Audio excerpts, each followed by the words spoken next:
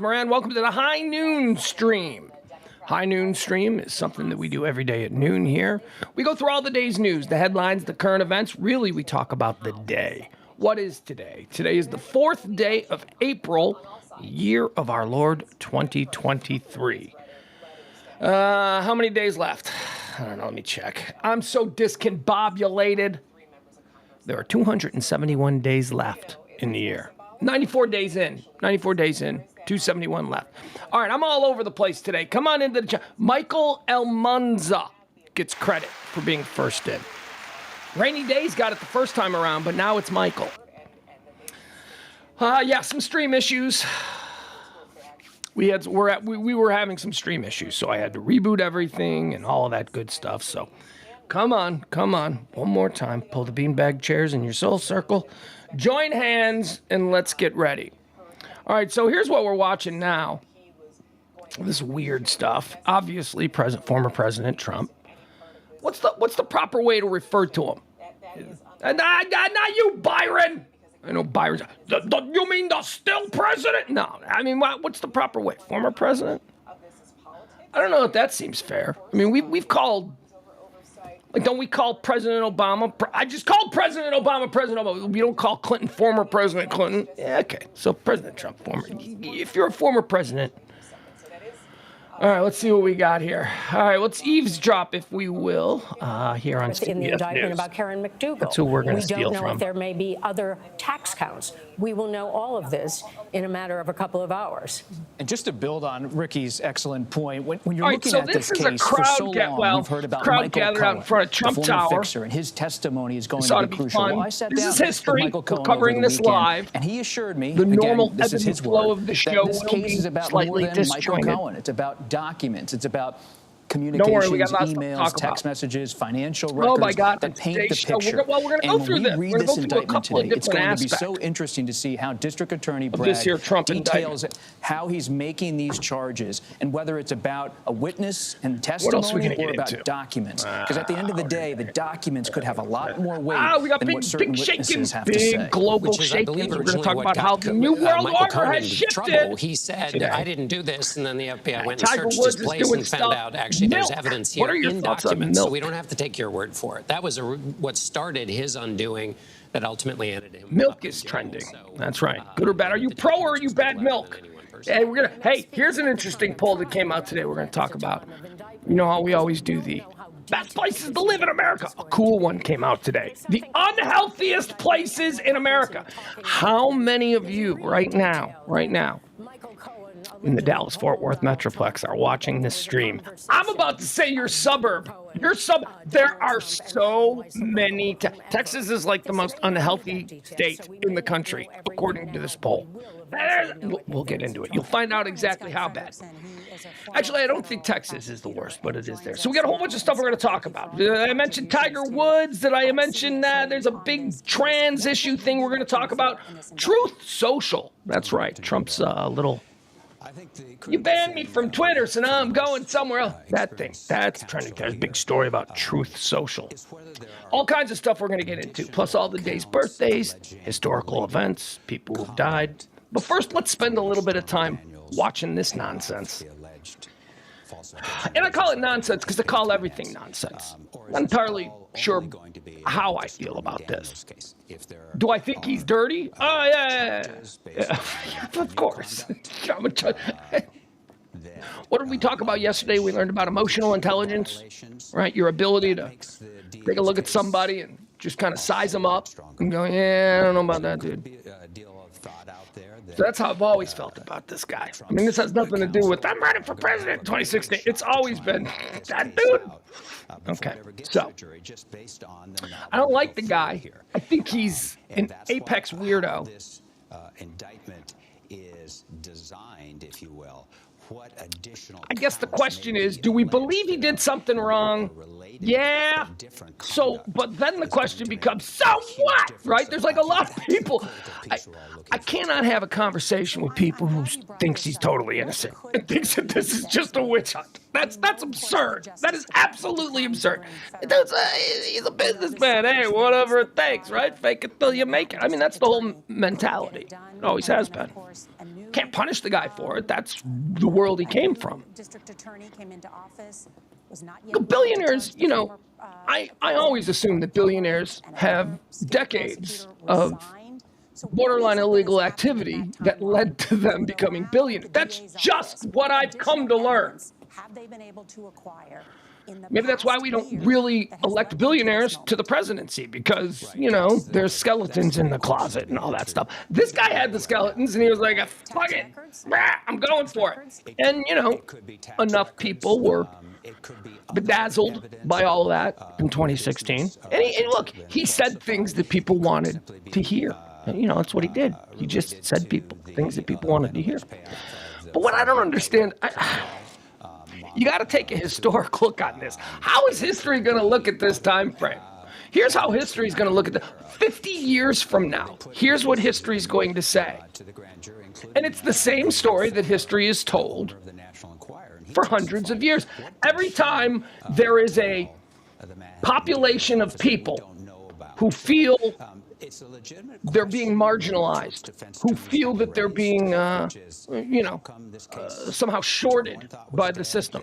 Whenever there's that group of people, there is going to be somebody who doesn't give a fuck about these people, but sees an opportunity to create an army. It's called a carpetbagger, and it's been happening for years. Whenever the West opened up and land started to become available and things started to become valuable, you had all these bullshit rich bankers from New York coming to all of these rural areas and telling the people we're all going to have such a good time, and you don't want to deal with those people in Washington. No. Hey, friend, how you doing?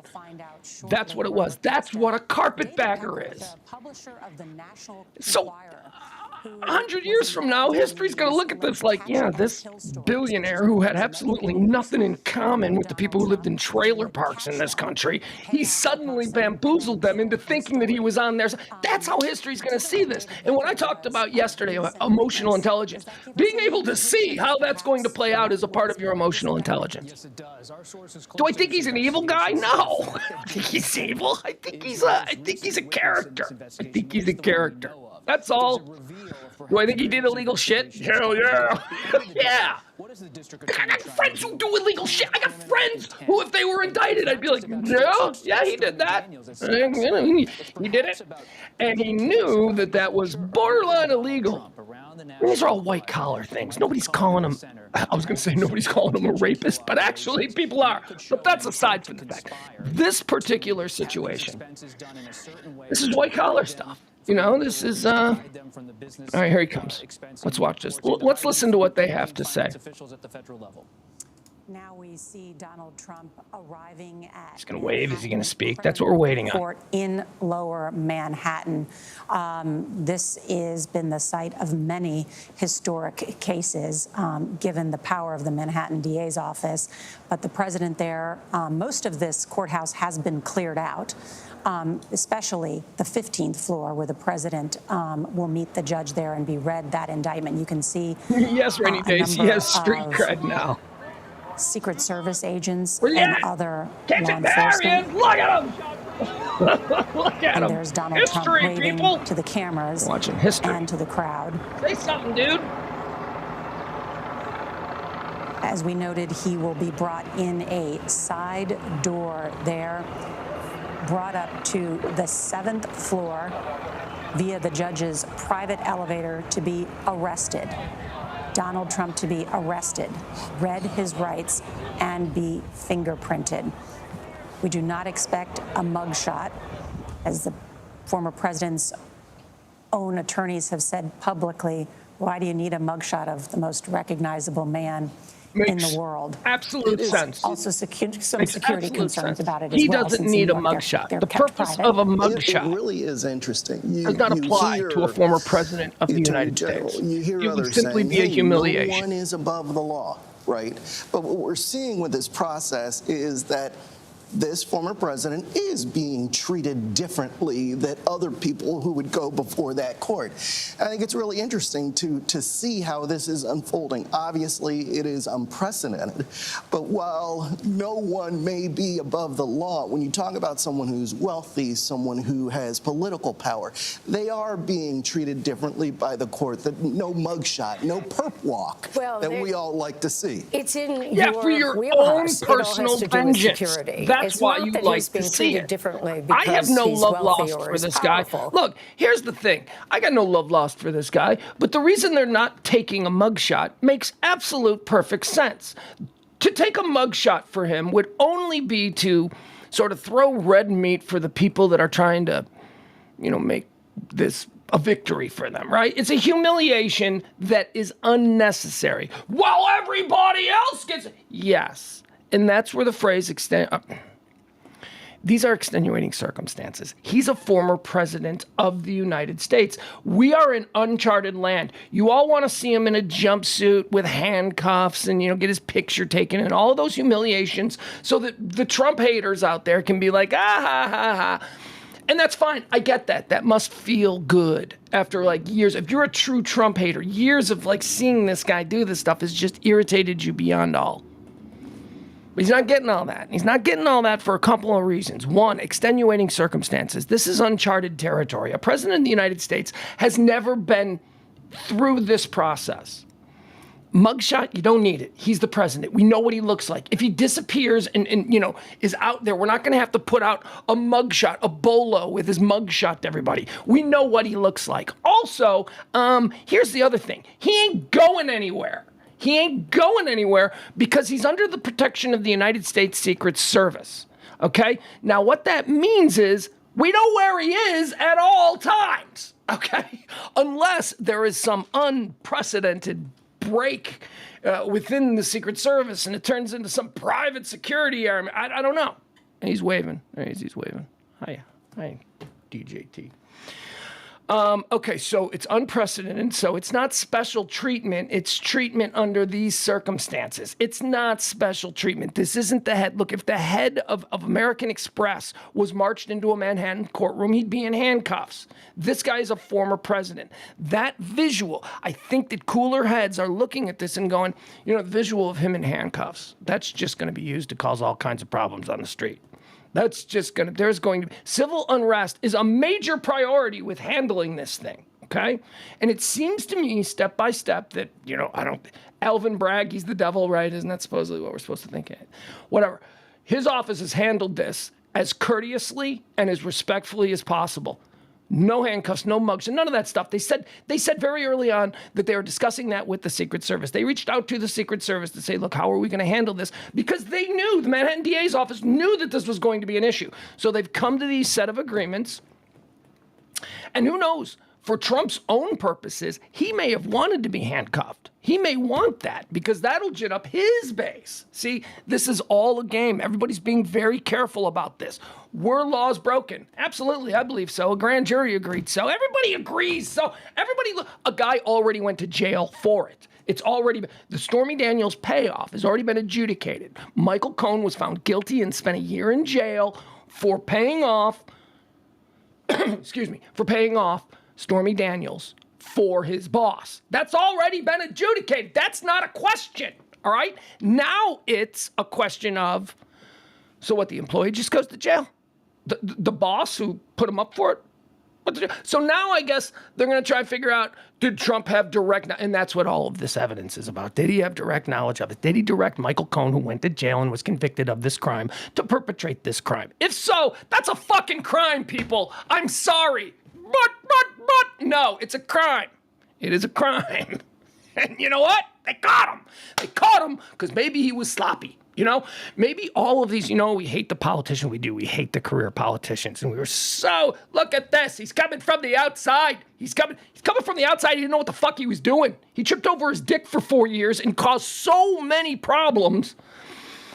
I don't mean problems for the country. That's a discussion for another day. I'm talking about for him and his own team. Just the way they carried themselves caused a lot of problems, where a lot of flags were raised and a lot of people went looking in areas that other administrations wouldn't have had people snooping around. And guess what? They found shit.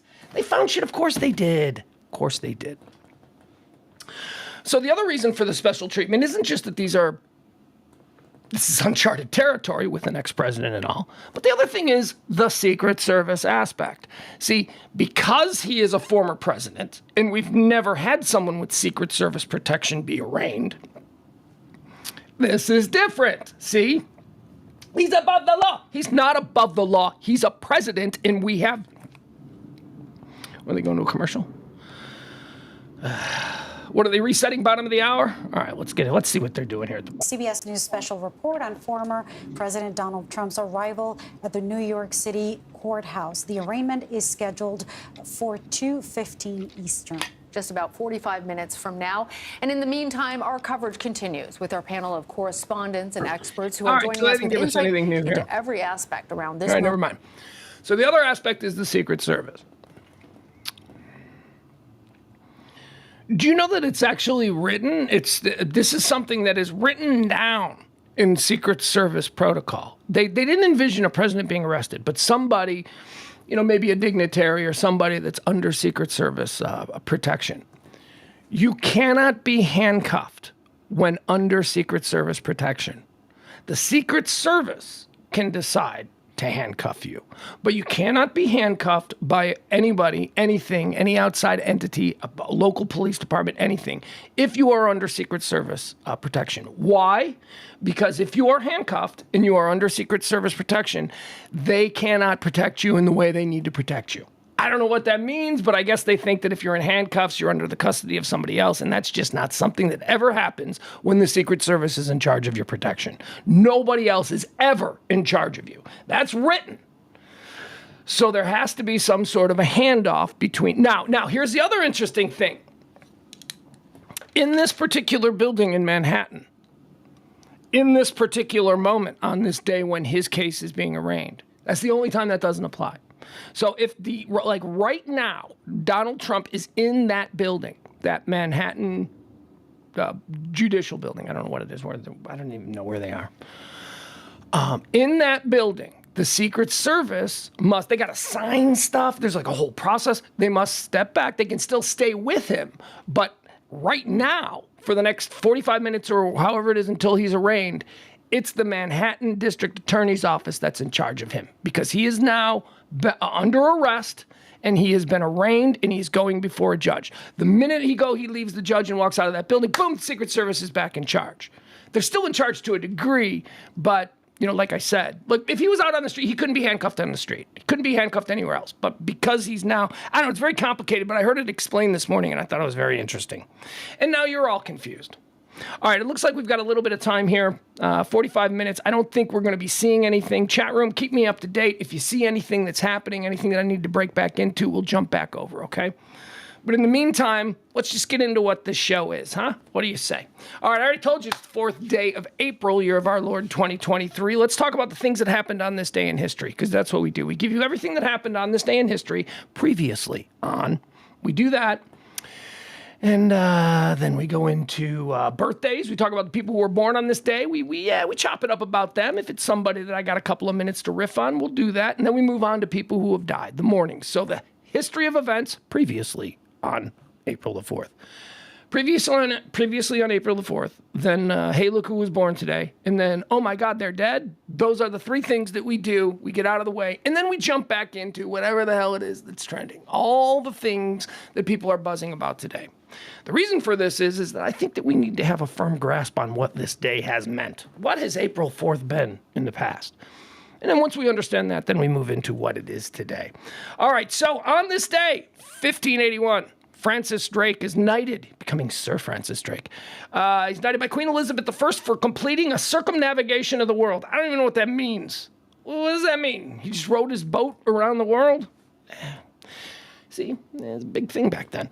On this day in 1814, Napoleon abdicates conditionally. Napoleon abdicates for the first time and names his son Napoleon II as Emperor of the French, followed by the unconditional abdication 2 days later. So this is when they sent him off to exile. And, no, wait, was this when he was sent off to exile? I don't know. I still think the story about Napoleon being... Napoleon, look at this. You want to draw correlations here. Napoleon and Trump, very similar, right? So Napoleon was basically deemed by the French government, which he was the head of, but there was they got rid of him. He wanted nothing but war. The French people were tired of war. They were tired of Napoleon's conquests. So they got rid of him. But because he was Trump-like, they're like, man, people love this crazy dude. People, like, if we treat him bad, people are going, oh, it's not going to be good for us. So Napoleon got special situations. He was sent to an island in a castle. He was alone. He had a bunch of guards. He had like a battalion of guards that were there to stop people from... Because they thought people were going to free him. So there was a battalion of guards. So what did Napoleon do? Napoleon actually convinced his guards... that, hey, we're all buddies here. And he basically formed another army. They got boats. They left the island of exile, and then they just took France back. Napoleon's a badass. But again, he received special treatment. And it backfired on the French. It backfired. On this day in 1818, the United States Congress, affirming the Second Continental Congress, adopts the flag of the United States. That's right, today. Today's the birthday of our flag. You're a grand old flag. You're a high-flying flag. On this day in 1841, William Henry Harrison dies of pneumonia, becoming the first president of the United States to die in office and setting the record for the briefest administration ever. VP John Tyler, another totally forgettable. We must have been as a country on cruise control at this point, because we had a string of totally forgettable presidents. On this day in 1865, the American Civil War, a day after Union forces captured Richmond, Virginia, U.S. President Abraham Lincoln visits the Confederate capital and walks through town. That's some pretty badass shit. The Yankees went in there. They're like, yeah, okay, we'll keep fighting these little stupid battles, but we're going to go to your capital. We're going to march on your capital. We're going to burn it to the ground. We're going to chase you guys out. And then one day later, old Abe's going to walk through town like, that's right, bitches. This is mine now. Run, bitches. I like Lincoln. Of course, I'm from Illinois, so you know I love Lincoln. I also love Grant, though. Don't be sleeping on Grant. Grant was a drunk, but Grant could fight battles, man. Grant won more wars, half in the bag for the Union, more battles, half in the bag, than all the other generals combined. He was a drunk, third-tier military officer who, for some reason, just kept winning battles. And Lincoln kept going, who's this guy that is just kicking it? And they're like, oh, that's Grant. He's a drunk. And he's like, well, let's put him in charge because he's obviously doing something. And he did. Grant was a badass, America's greatest general. Look it up. And he was half in the bag doing it. Let's see, what else do we have here? On this day in 1949, Cold War, 12 nations signed the North Atlantic Treaty. NATO was born on this day back in 1949. Big NATO news today coming up in today's headlines. 1964, on this day, the Beatles. Beatles occupy the top 5 positions on the Billboard Hot 100 pop charts. I don't know what those songs were. Probably like I Want to Hold Your Hand, Love Me Do, Twist and Shout maybe. I'm thinking of their early releases and how they could, but that's pretty crazy, man. Number 1 song in the nation, The Beatles. Number 2 song in the nation, The Beatles. Number 3 song in the nation, The Beatles. Number 4 song in the nation, The Beatles. Number 5 song in the nation, The Beatles. Number 6 song in the nation, Perry Como. It was something like that. It was like that kind of a sea change. All of a sudden, there was a whole new kind of music, and the kids was going to crazy for it. On this day in 1968, Martin Luther King Jr. is assassinated by James Earl Ray at a motel in Memphis, Tennessee. Let's put some respect on that spot. It's a sanctified spot here in America. That is the Lorraine Hotel. The Lorraine Motel. Sorry, the Motel Lorraine, if I'm being smart about it. It's now the site of the nation's official civil rights museum. One of my proudest moments. My kid was probably 11 years old. We were in Memphis for a day, and I'm like, dude, what do you want to do? We got 2 options. Here are our options. We can try to go to Graceland. You know, your dad, my son knows I'm banned from Graceland. I'm banned for life from Graceland for cannonballing into the pool during an Elvis death anniversary celebration. Anyway, long story. So I'm banned for life from Graceland. And I'm like, hey, you want to go to Graceland? You want to see if I can get in? It was like 20 years. I don't know. I'm like, come on, it'll be fun. I go, we can go to Graceland. We can see if I can get in. Or we can go to the Civil Rights Museum and see where Martin Luther King was assassinated. And my kid goes, sounds like the museum would be better. And I'm like, yeah, all right. My kid's not a dummy. My kid knows. Spent all day at the Lorraine Motel, the place where you can stand right where he was shot, where he was standing on the balcony, and it's just anyway. It's a really cool place. It's a really cool museum. It's an emotional museum, you know. I mean, it's like you see things. You see things that weren't on TV, you know, things that were filmed that even like TV of the 1960s were like, we'll show 5 police dogs mauling a black teen boy in the street. We'll show the fire. There's stuff that you can see depicted there that is just like, oh my God. Oh my God. Man's inhumanity to man. It's a great place. Check it out. On this day, 1968, MLK was assassinated. And the shot came from, like, you can see where the museum is, right? Where the Civil Rights Museum is. The boarding house where James Earl Ray was, where he took the shot from, is like just across the street. It's like it's not like the Kennedy shot. The Kennedy shot is like, again, it's kind of tough. This one is just like, whew, this one was easy. This one was not difficult. On this day in 1973, the Twin Towers of the World Trade Center in New York City are officially dedicated. Happy birthday to the original Twin Towers.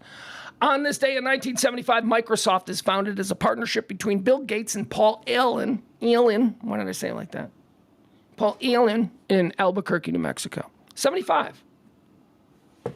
Boy, if I was on Who Wants to Be a Millionaire and the question was, what year was Microsoft formed? 1972, 1975, 1979, 1981. I'd probably go 79 or 81. 75 sounds too... All right, 75, Microsoft, born on this day in 75. Not born on this day. Happening today. It's already being listed in the events of the day, and we were talking about it.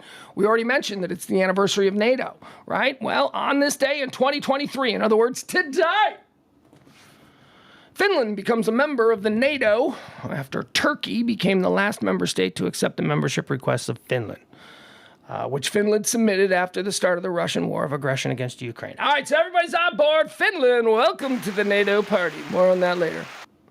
How about some birthdays? Let's run through some people who were born onto the world in this day. 1895, Arthur Murray. You old enough to remember that name? 1895, Arthur Murray was born today. When I was little, you could drive around town. And there weren't a lot of strip malls in the 70s, but they started to pop up.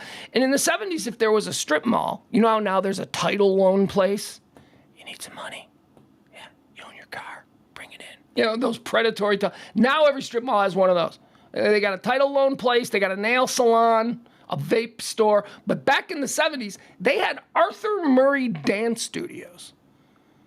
It was like ballroom, not even ballroom. I don't even know what kind of dancing. I guess it was like something that our grandparents did. They would go and they would just dance in a studio. I don't even know that it was dancing lessons.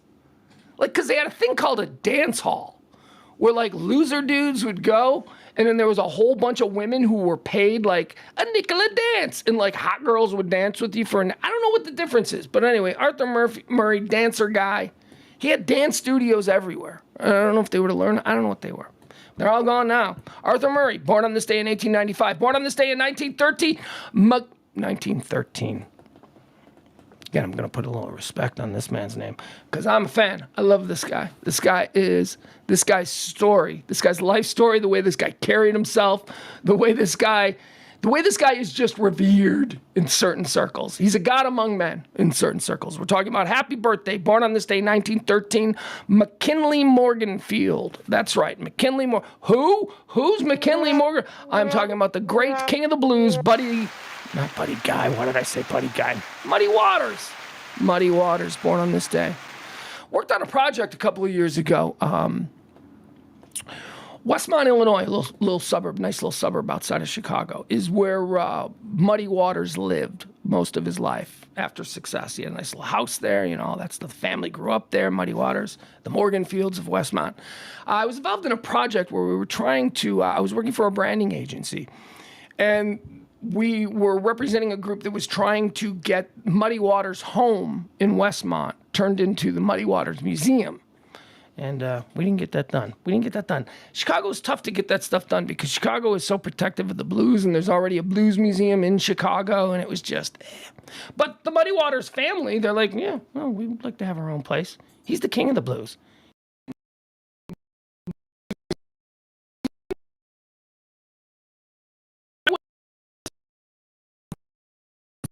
Play.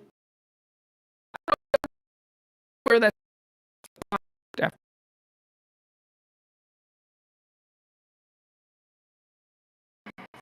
streaming issues.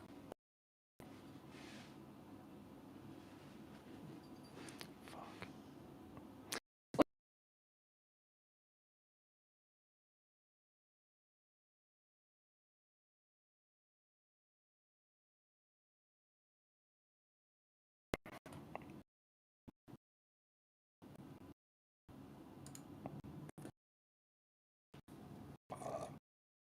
Yeah, I burped. This sucks, but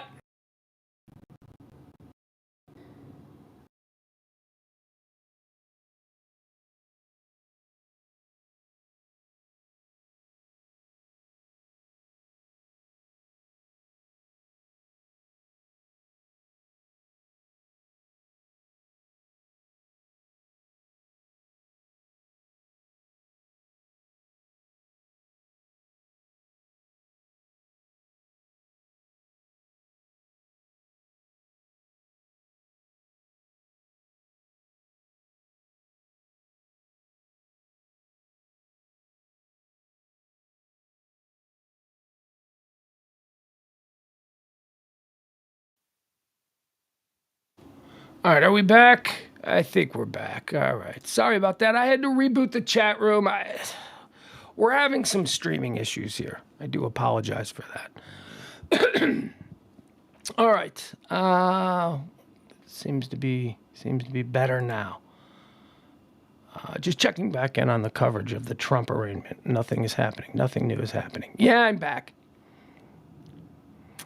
Barney, I don't know. You say you hate the chat on Rumble. I don't know what that is, but whatever issues you might be experiencing, they're my issues. They're happening over here. I keep getting a drop off in my stream. And then it buffers and buffers. So we're just going to power through it, folks. All right, we're going to keep moving. We're going to keep moving on today's show. Born on this day in 1928, Maya Angelou. Maya Angelou. She's a treasure. She's an American icon, and she's someone that I never heard of until Oprah started talking about her about 20 years ago. You know? I mean, it seems like Maya Angelou seems like someone that, you know, has been around for, we should know her like we know Rosa Parks. Like, we don't, though. I mean, I'd never heard of Maya Angelou. You're a white, middle-aged man. Why would you have any familiarity with Maya Angelou? Ladies and gentlemen, that's my co-host. Call him Schizophrenic Me. He's the voice that lives in my head. Basically, every good idea I've ever had, he goes, that's not such a good idea. Thank you, Schizophrenic Me. I don't know. Maybe it was just my blind spot. I was unfamiliar with Maya Angelou. And then all of a sudden, Oprah made her a thing, and now I feel like, my God, how come I didn't know about this person? Happy birthday, Maya Angelou. I still don't. I mean, like, what's she do? Poetry? That's fine. That's fine. I like words. I like some of that stuff. I just don't know that. I just don't know that a middle-aged white man, a middle-aged, politically moderate, although progressive-leaning white man, you know, really knows. You know, I don't, Maya Angelou. She seems great. She should think she's great. I'm just unfamiliar. No slight on her. Here's somebody that I am familiar with because I'm an idiot. Clive Davis is celebrating a birthday today. Born in 1932, Clive Davis, American record producer, founded Arista Records, founded J Records. Clive Davis is one of the most important people in music history. Clive Davis has discovered, nurtured, promoted, and then turned into massive cash machines, some of the biggest names in music history. Clive Davis, born on this day in 1932. Born on this day also in 1932, Anthony Perkins, Tony Perkins. Tony Perkins died in 92. Tony Perkins, most famous for Psycho, right? Great Psycho. What was that guy's name? What was the guy's name? What was his name? What's the guy's name in Psycho? Why can't I think I can't think of his name in Psycho. Anyway. He was in Psycho.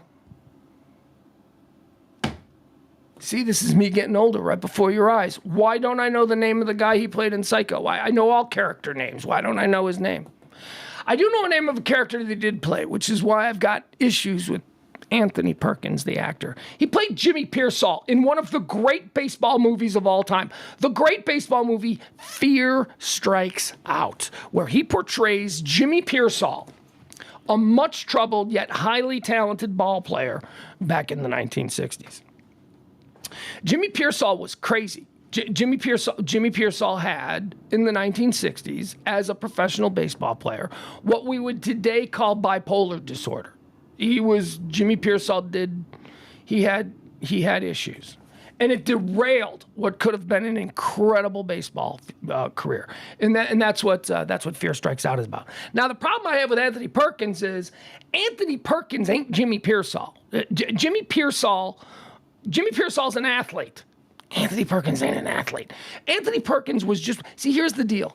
Baseball was big. It's America's pastime, right? Everybody loved baseball. So there were a lot of baseball movies being churned out in the 50s and 60s because people liked baseball. Football wasn't there yet. The NBA was just a fringe thing. It was baseball. Everything was baseball, boxing, and the Kentucky Derby. That's what it was in the 1950s. That's all they had. So they cranked out a baseball movie just because baseball movies made money, and they cast as Jimmy Pearsall a very effeminate, very frail, a guy who had obviously never played baseball. I mean, it's so embarrassing. The scenes where he's playing Jimmy Pearsall in the field, and he catches the ball, and he throws the ball. I mean, it's just like, this guy has never thrown a baseball in his life. At bat, taking his swings, Hollywood magic could not cover up the fact that Anthony Perkins had never held a baseball bat in his hands before. I mean, it was just so embarrassing. So, it's still a good movie, though. It's still a good movie because the story is amazing. But I'm so distracted by the bad baseball, by the fact that it's the star of the movie, who's supposed to be one of the great baseball players of his era, throws like a girl. I'm sorry, but that was the thing. He throws like a girl. I know we're not supposed to say that anymore, right? But it was said back then, so I'm just simply acting from a historical perspective. Back then, they said he threw like a girl. Okay. Born on this day in 1944, Craig T. Nelson. Craig T. Nelson alive, he's Coach. Remember Coach? Remember the show Coach? And Dauber and Christine and whatever happened to all those people. Like, you think of a guy like Dauber. Like, Coach was good. I liked Coach. Hayden Fox. I loved Coach. But like Dauber was like kind of famous. He was like a TV star for like, what is that guy? Has that guy ever done anything else? Have you ever seen like Dauber? Like, or what about like, what about his daughter? Didn't he have a daughter? I think I remember he had a daughter and I kind of had a crush on her. What has she done? Not actually one TV show. Here's the deal. You get 3 seasons on Coach and then you sell your soul to me and you never work again, right? Is that the deal with the devil they made? I don't know. I don't know how that works. I like Craig T. Nelson though. He never really did anything else either. That's too bad. That's too bad. I liked him. Born on this day in 1963, how about Graham Norton? Irish actor and talk show host. You've probably seen Graham Norton. He's like a British Johnny Carson. I don't know. He seems a little much for me. Like, Graham Norton seems a little bit like, okay, can we just tamp it down a little bit? You know what I mean? He's very flamboyant. He's very, whoa, yeah, so it's a little much for me. I like a more understated. I like a Steve Colbert kind of interview with my celebrities. More subtle, more nuanced, a little bit low-key, funny, and entertaining. Graham Norton's a little bit too over the top. Born on this day in 1965, Robert Downey Jr. Robert Downey Jr. draft! That's right, we're doing a Robert Downey Jr. draft on his birthday. Robert Downey Jr., guy's one of my favorites. He really is. I love this guy. Robert, I love him. I've loved him forever. Oh, God. And what a story, huh? What a what a redemption. I was going to say, Hollywood made him a nice little reclamation project, but the redemption aspects to what he has achieved as an actor, as a public figure, unprecedented. He was done. He was done in 1998, 1999, 2000, 2001. He was done. He couldn't get worked. He was uninsurable. Do you know what happens when you become uninsurable in Hollywood? You never work again. Nobody who has been deemed uninsurable in Hollywood ever went on to have a career, let alone a career 10 times bigger than the massive career he was already enjoying when he was uninsurable. Robert Downey Jr., this is why I say, don't you be sleeping on Lindsay Lohan. Although it's been a little bit long for her. Like, Robert Downey Jr. was just off the radar for about 5, 6, 7 years. Lindsay's been off the radar for a good 10 years. But I still think Lindsay Lohan has the talent to, at some point, start playing like Moms or something. I don't know. She's going to fall into like a Silkwood role, and then suddenly she's going to be like, Lindsay Lohan's a legit actor. I'm telling you, it can happen. So Robert Downey Jr. draft. Let's go into this. I love Robert Downey Jr. Easily one of my favorite actors of all time. So with the very first pick in the Robert Downey Jr. draft, I am going with some heavy scouting. I'm going with the first movie that I ever saw him in where I went, oh crap, I get it now. He's an actor. And that would be Less Than Zero. Julian. He played Julian in Less Than Zero. One of I think it's the greatest role that Robert Downey Jr. has ever played. Number 2 in the draft. We do this like an NFL draft. Number 1 is the best, 2 is the second best, right? So we're going to run down. Number 1, the first pick overall, Less Than Zero. Number 2, second pick overall, Charlie Chaplin. That's right. He's nominated for the Oscar for Charlie Chaplin.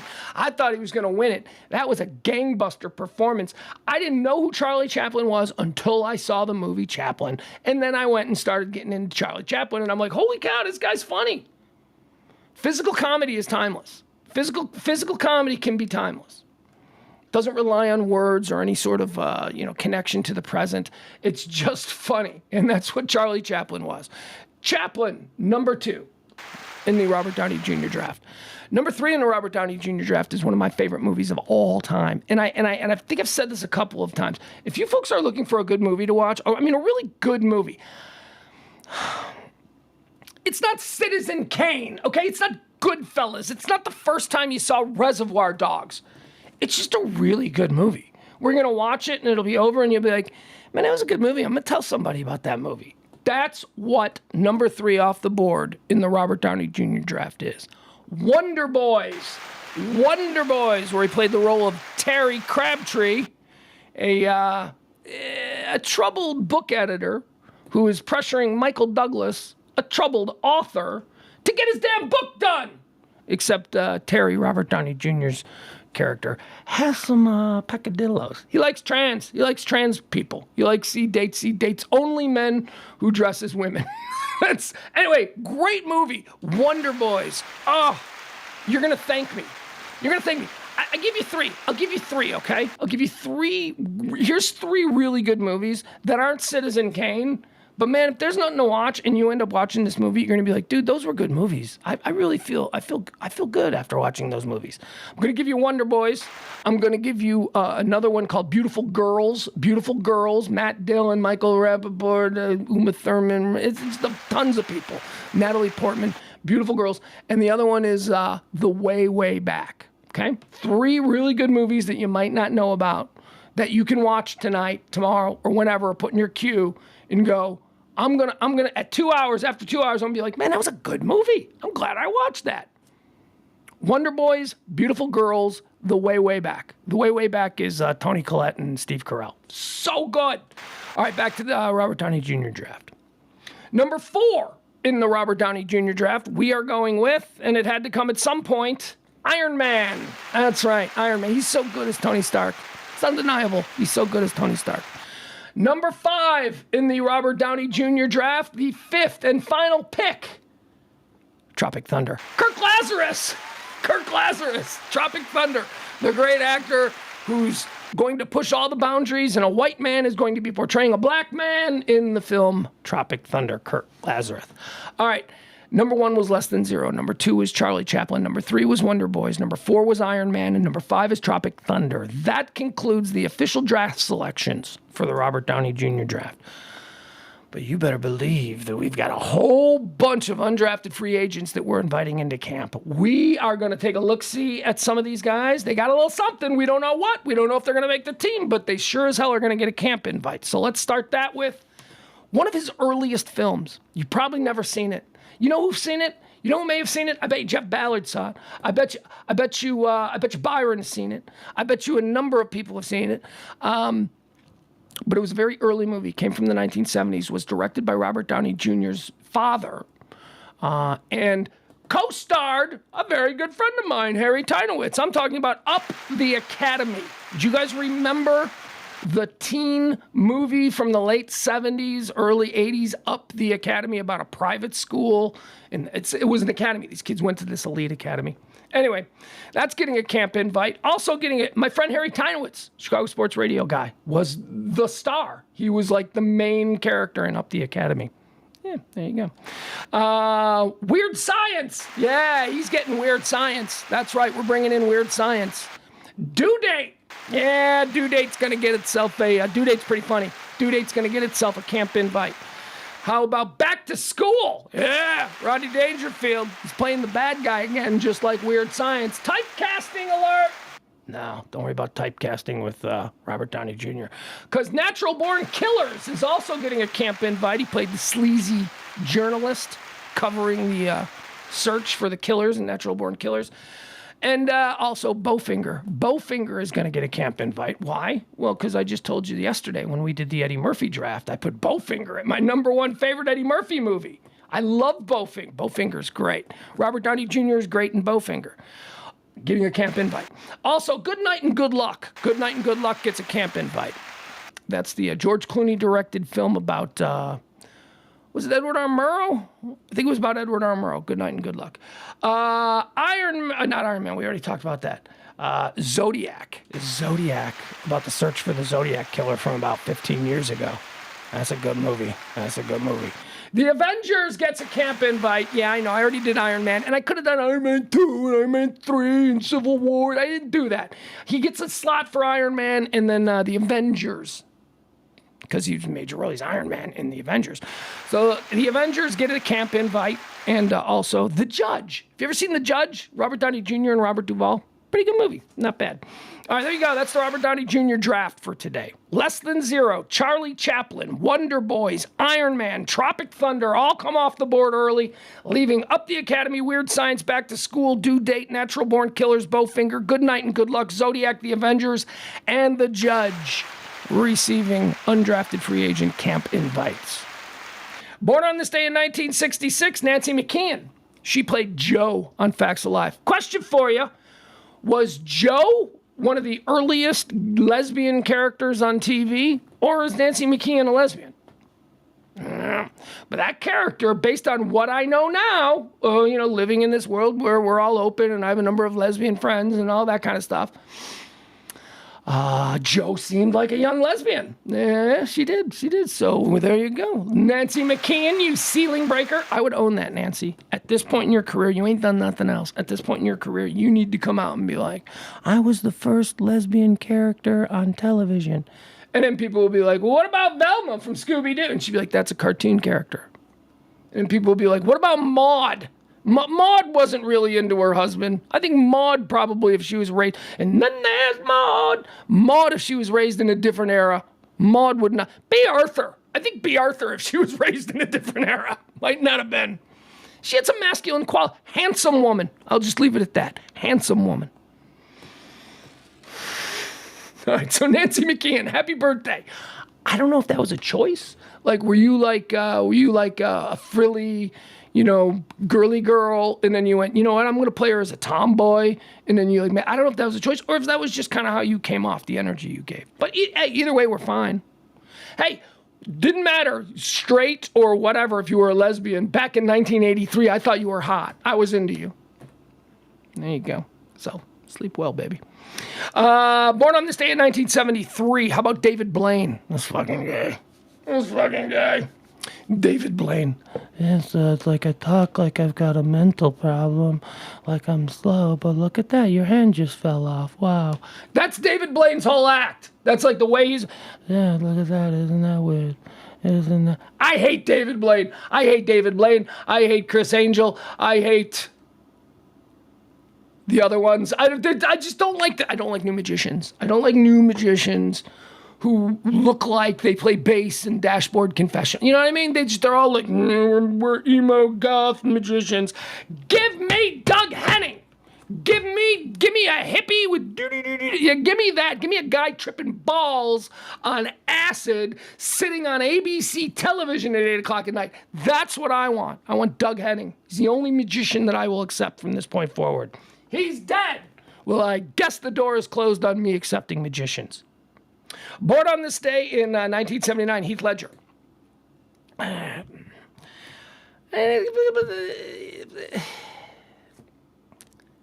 what a big deal that was? It was like, Heath Ledger died. And I'm like, dude's done like 3 movies. So like one of them was a hit. He was in Brokeside, Broke, and then he was in Batman. That's it. That's pretty much what the guy did.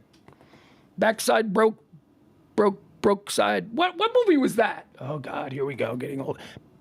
Brokeback Mountain. That's it. Thank you. He did Brokeback Mountain, and then he did Batman, where he was a very good Joker. Very good Joker. Although, let me ask you this question. When has anyone in the history of the Batman franchise portrayed the Joker and people didn't go, oh, that's the greatest Joker ever? You guys, Jack Nicholson. They should give him an Academy Award. Jack Nicholson's the greatest Joker. There could never be a greater Joker than Nicholson. He's perfect for it. And then we've had like 50 Jokers since then. Joaquin Phoenix won an Oscar for playing the Joker. So stop it with Heath Ledger was an amazing Joker. No, you know what Heath Ledger was? Heath Ledger was the guy who got the good makeup. That's it. Heath Ledger didn't come up. Maybe he did. I don't know. I'm thinking that's a makeup artist. But whatever it was the appearance of Heath Ledger as the Joker that made people go, it wasn't necessarily his portrayal of the Joker, because I would argue that Jack Nicholson's portrayal of the Joker is every bit as good as Heath Ledger's, and I would argue that Joaquin Phoenix's portrayal of the Joker in the Joker movie might be better than both of them. Not because he was a better actor, but because it was a bigger movie focusing on the Joker where he had more room to, sort of exposition of character and whatnot. Anyway, Heath Ledger's fine, but my God. He's one of the greatest actors of all time. Based on what? Based on what? Come on. Heath Ledger, born on this day in 1979, died in 2008. Born on this day in 1979, Natasha Lyonne, American actress. Oh my God, do I love Natasha Lyonne. I love everything about Natasha Lyonne. And Natasha Lyonne is very important in my life, and I'm going to tell you why. A Poker Face, right? And Russian Doll, is that the other one? American Pie movies. Here's what Natasha Lyonne taught me, and it was in the American Pie movie when I first discovered this about myself. Natasha Lyonne was the first actress who ever just appeared on a screen who I took immediate notice of that had zero sex appeal for me. You know what I mean? Like the first time you'll see like a cast, here's 10 actresses you've never seen before, right? The one you remember might be the one that you, in the moment, initially went, oh, she's the hottest. Based on nothing else other than they're just going to line them up. So I might remember that one because that was the hottest.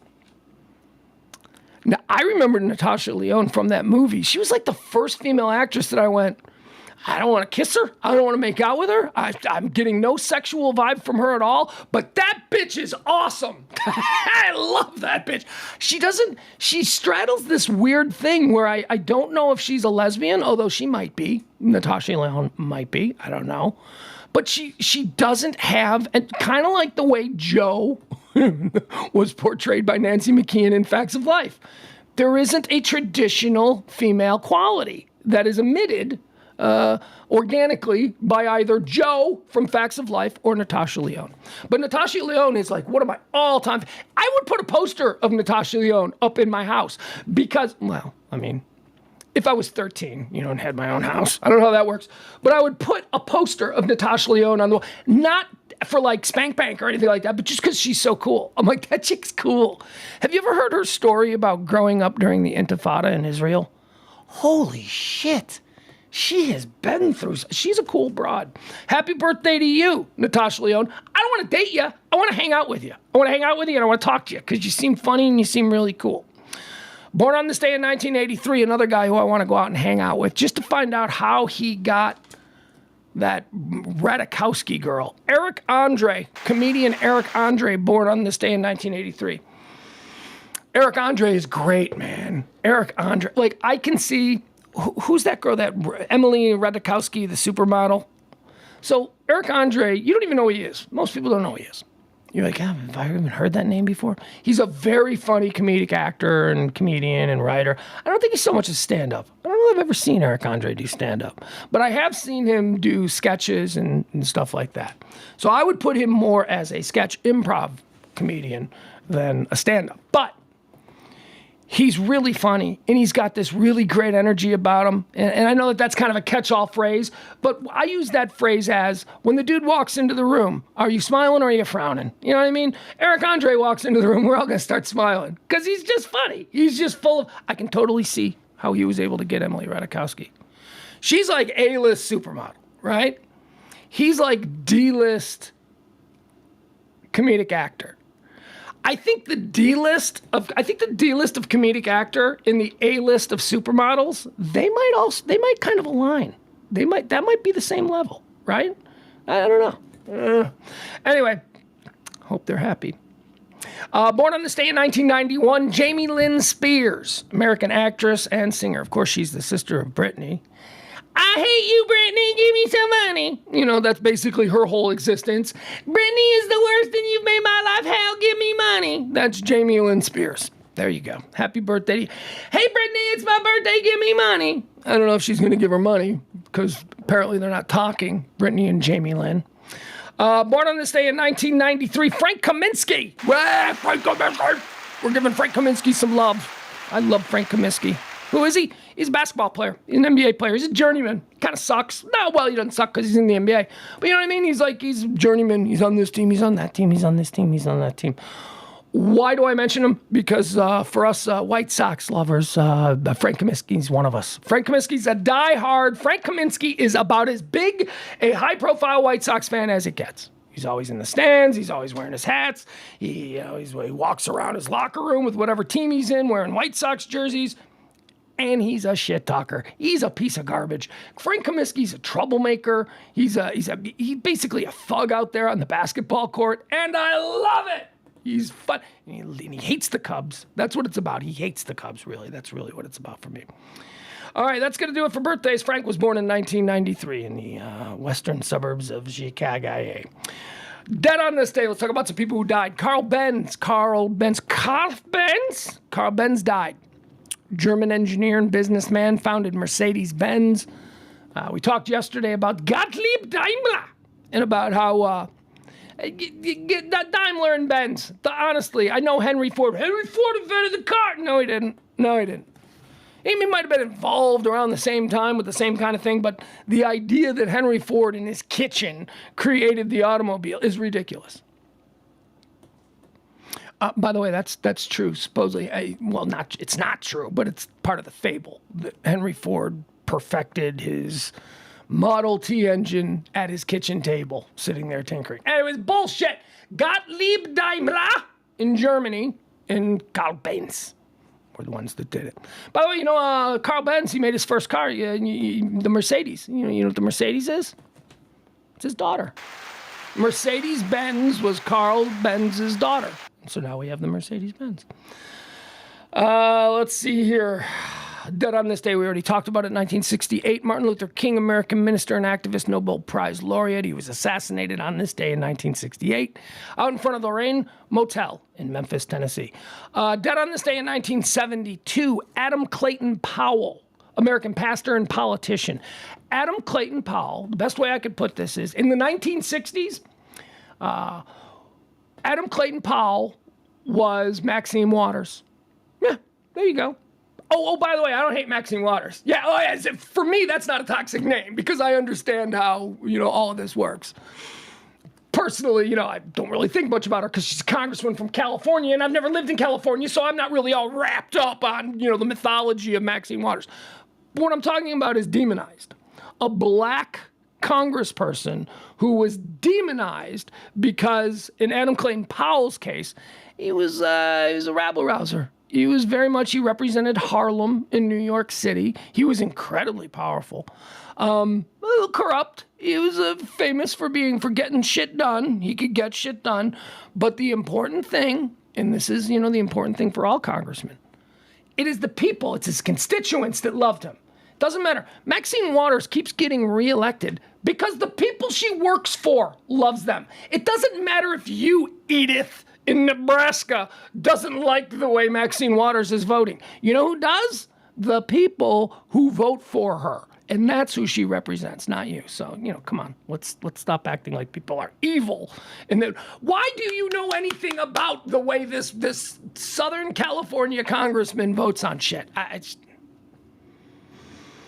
That's what Adam Clayton Powell was. He was a troublemaker. By the way, if you're like me and you enjoy the show Godfather of Harlem, do you watch Godfather? Oh, it's so good.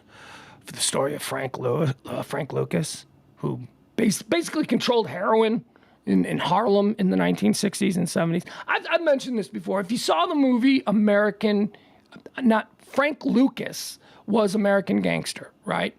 Bumpy Johnson is Godfather of Harlem. So if you're watching Godfather of Harlem, you are learning the story of Bumpy Johnson as portrayed by Forrest Whitaker. Forrest Whitaker plays, he's so good. How good is Forrest Whitaker and everything? Started out as Jefferson from Fast Times. I hear they just fly him in for games. Remember Jefferson? Anyway, Forrest Whitaker plays Bumpy Johnson. Bumpy Johnson's right-hand guy was Frank Lucas. So when Bumpy Johnson stopped being the Godfather of Harlem, that's when Frank Lucas, American Gangster, who Denzel Washington played in that movie, that's when Frank Lucas came in. So if you're interested in that whole scene, you can learn the story of Bumpy Johnson by watching the show Godfather of Harlem. And a major character in Godfather in Harlem is Adam Clayton Powell, who's celebrating, who died today. Not celebrating. Who plays him? Who's the guy? My God, can't think of his name. Awesome black character actor. But he's got a name like Giovanni Ribisi. Wait, this is the guy who plays, it's the guy from Breaking Bad. The guy from Better Call Saul. Gus Fring. Giancarlo Esposito. There it was. It just took a little bit of time. Giancarlo Esposito plays Adam Clayton Powell in Godfather of Harlem. So there you go. Adam Clayton Powell died on this day. Dead on this day in 1999, Early Wynn, a great Chicago White Sox player, Washington Senator player, Hall of Famer. He gets a mention because my grandpa thought that Early Wynn and Whitey Ford, that's it. Those were the two. My grandpa, they're the two best pitchers in the world. It's not how my grandpa talked, but Early Wynn died on this day in 1999. Dead on this day in 2013, Roger Ebert. American journalist, critic, screenwriter, all that good stuff. Roger Ebert, dead on this day. I once got yelled at by Roger Ebert. I've told this story before. Liz Wilde did a bit at night where they went through Roger. Liz Wilde was on our station in Chicago. Liz Wilde was also here in Dallas with us. Not with us, like she was her own show. Just coincidence that she ended up on the same station in Dallas as we did. Liz Wilde did this bit where they went through Roger Ebert's garbage in the middle of the night, and they brought the garbage back to the studio, and they went through it, and they just started riffing on, he likes lean cuisines, that kind of thing. Roger Ebert found out about it, and I was the producer of the morning show. Roger Ebert found out about it in the morning and called the morning show hotline, and I'm like, hello? Studio, I answer the phone, and it's like, this is Roger Ebert, who's this? And I'm like, this is Pugs. Hey, Mr. Ebert, you want to go on the air? I'm sure Kevin would love to talk to you. I will never be going on the air on this station again, you people. And Roger Ebert read me the riot act. So, fuck you, Roger. No, I didn't do that because I was scared shitless. Because Roger Ebert was friends with the general manager of the station and all that kind of stuff. So it was tricky, but I was just the guy that answered the phone. I walked into that fire. All right, that's going to do it. Those are all the things that have happened on this day previously on April the 4th, the year of our Lord, 2023. How are we feeling about getting into the shit? You want to get into the shit? We can get into the shit because now's the time when we got to go into the stuff that's trending. Are we down with that? All right, let's check in. Let's see what's happening there on CBS. We're watching the CBS coverage of the Trump arraignment, which, as you can imagine, is the #1 story trending just about everywhere. spend a minute here and check on this. Hold on. Pecker, working at the National Enquirer at the time of this Stormy Daniels situation and potentially other allegations like Karen McDougal. Don't these women cops who have look claimed like to have porn had stars different kinds of encounters and affairs like they're going to with start Donald Trump? They just said the Stormy Playboy Daniels, and I'm like, that Playboy cop model looks like Stormy and Daniels. Karen McDougal. And so you see, and then that other dude with Cohen the beard, did is he's got pay porn them starry in look. Stormy Daniels' case, $130,000. Listen, I'll shut But it my was mouth. labeled as legal fees. And that labeling of legal fees is what's under scrutiny now by the district attorney of Manhattan. Instead of calling it a non-disclosure agreement and just saying it is what it is, it was labeled as legal fees. And that decision, alleged decision by Trump, implicates him in a possible conspiracy in the eyes of those investigating this case. Let's bring in Nicole Killian, who I would go out on dates with that cop. That cop is really, that cop is pretty cute. A number of that girl cop. in Talk about the girl Congress cop. and others who hold political office. Hey, that dude's profile looks like Obama, kind of. The district doesn't he? attorney will not What, exactly they all look alike to you? defending Oh, Donald stop Trump. it. Break You down know that that I am reaction like, for us. that is not. Yeah, exactly. I mean, what you've seen profile is a number of in the congressional moment Republicans looked like really Obama. in lockstep here, whether you're looking at party loyalists like Marjorie Taylor Greene, who was there in New York protesting near who's the this courthouse, lady talking? saying that Donald Trump is innocent. Does she look and like that would this they is get a her at the Harris weaponization of Faulkner government. store? This is Where'd they get her line, at? that we are hearing from some party leaders as well, such as Kevin McCarthy, the House Speaker, who has called this an abuse of power and who has said that the House will hold the Manhattan DA to account. And you have 3 congressional committee chairs so he's not who have arraigned been yet. trading All right, letters so that's back enough and of this forth stuff. with the district. We'll check back in on it. I don't know. Do we leave it up? Do we want to leave it up, or should we just? You know what? Let's not. We'll go back to it. You people. Oh, look who's joining us. It's my nighttime partner, James Parker, chiming in. He says, that cop is beautiful, but looks like she's separated from her husband and worried about the kids. No, man, she's a cop. You kidding me? This is the rare situation where the dad probably got the kids. Because cops bring all kinds of baggage to the divorce proceedings. Oh, yeah, what trumps that? What, because, Trump, that's bad. No pun intended. What, because typically when you go for custody, it's almost always for the woman. And, there's an argument there that I kind of agree with. But whatever. It's always tilted towards the woman. Unless it's a cop. Because, if you're a cop and you're going through a divorce, you ain't getting the kids. You are a cop. You have a danger. You ain't getting the kids. So in this case, it's a female cop. I don't know how that works anyway. Thanks, James. Thanks for derailing me into a little riff there.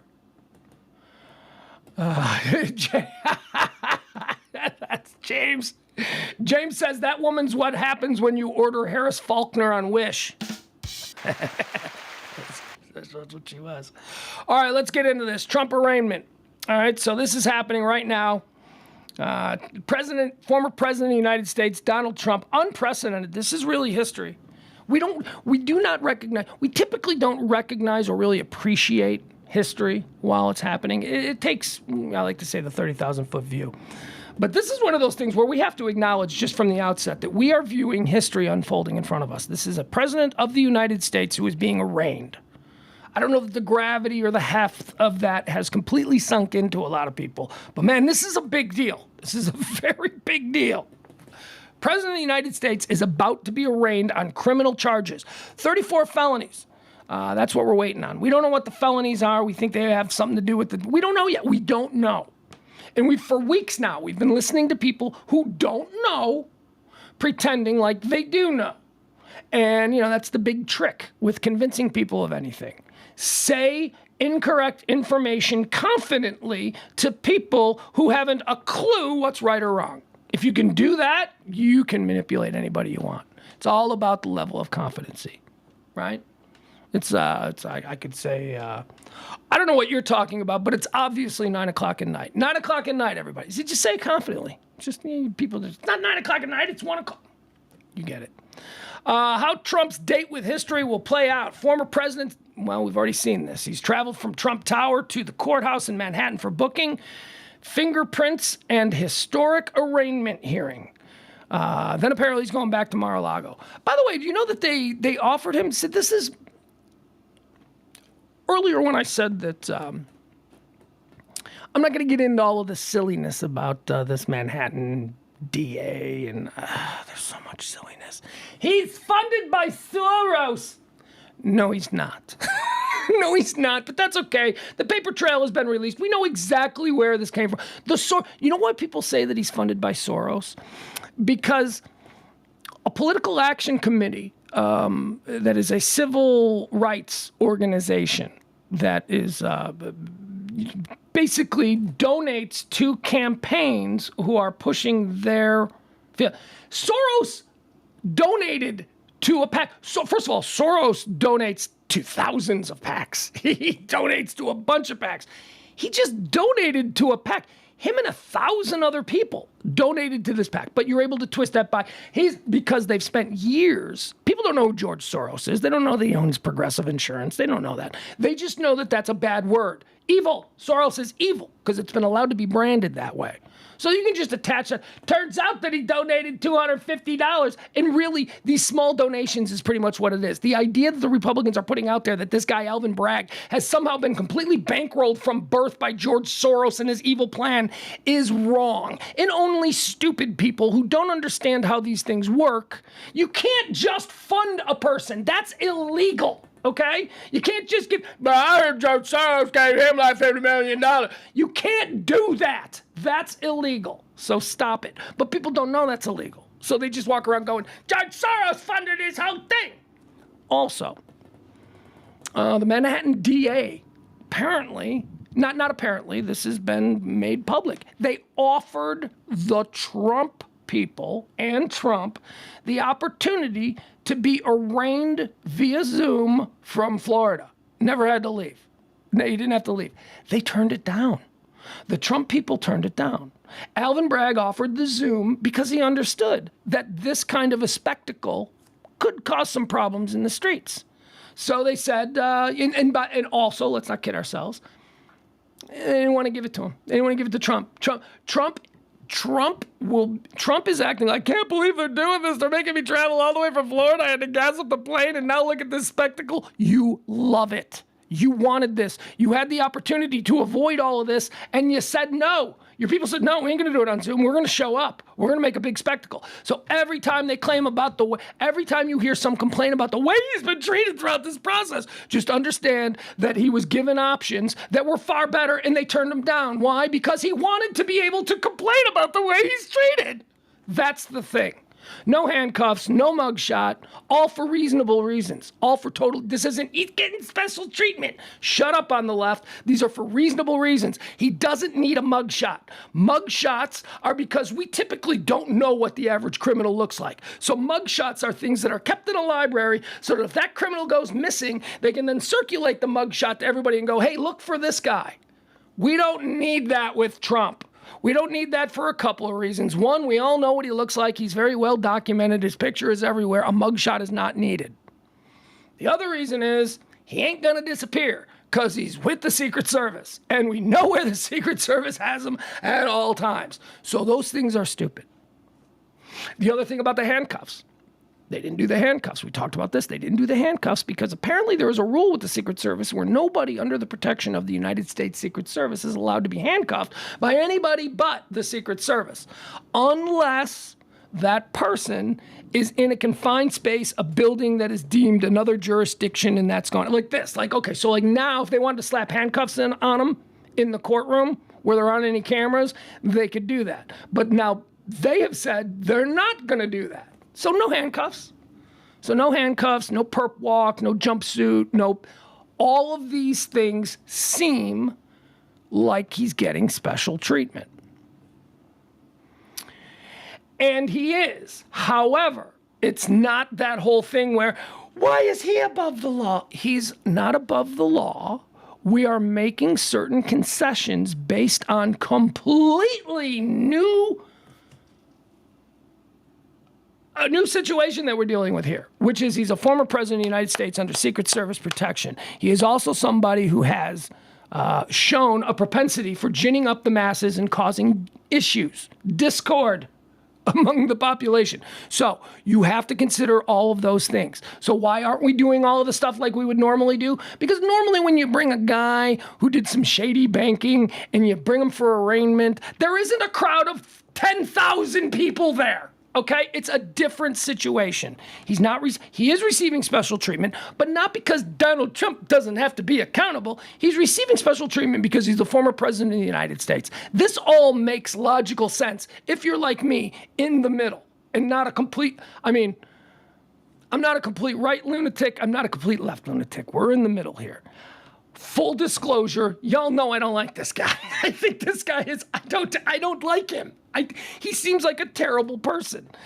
I think of everybody like, could you travel to Florida on a family vacation in the backseat of the car with this dude? Nope. Nope. I don't think I could travel on a long car trip with Donald Trump in the backseat with me. He would drive me fucking nuts, and he would drive you fucking nuts too, and you know it.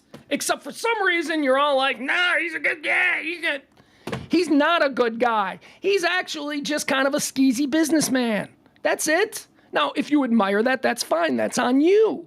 He's not a good guy. He's also not evil, okay? He's not Putin, which is another weird thing, because it's like somehow people who like Trump also like Putin. Trump ain't like Putin. Trump ain't in Putin's league. Putin murders people and does all this. Trump is just he's a salesman. He's a businessman and a salesman. It's not the same thing. Is he a good guy? No. Is he evil? No. He's just a guy I wouldn't buy a used car from. That's all. That's all he is. And some of you made him president, which has made a lot of people go, what the fuck? What are we doing?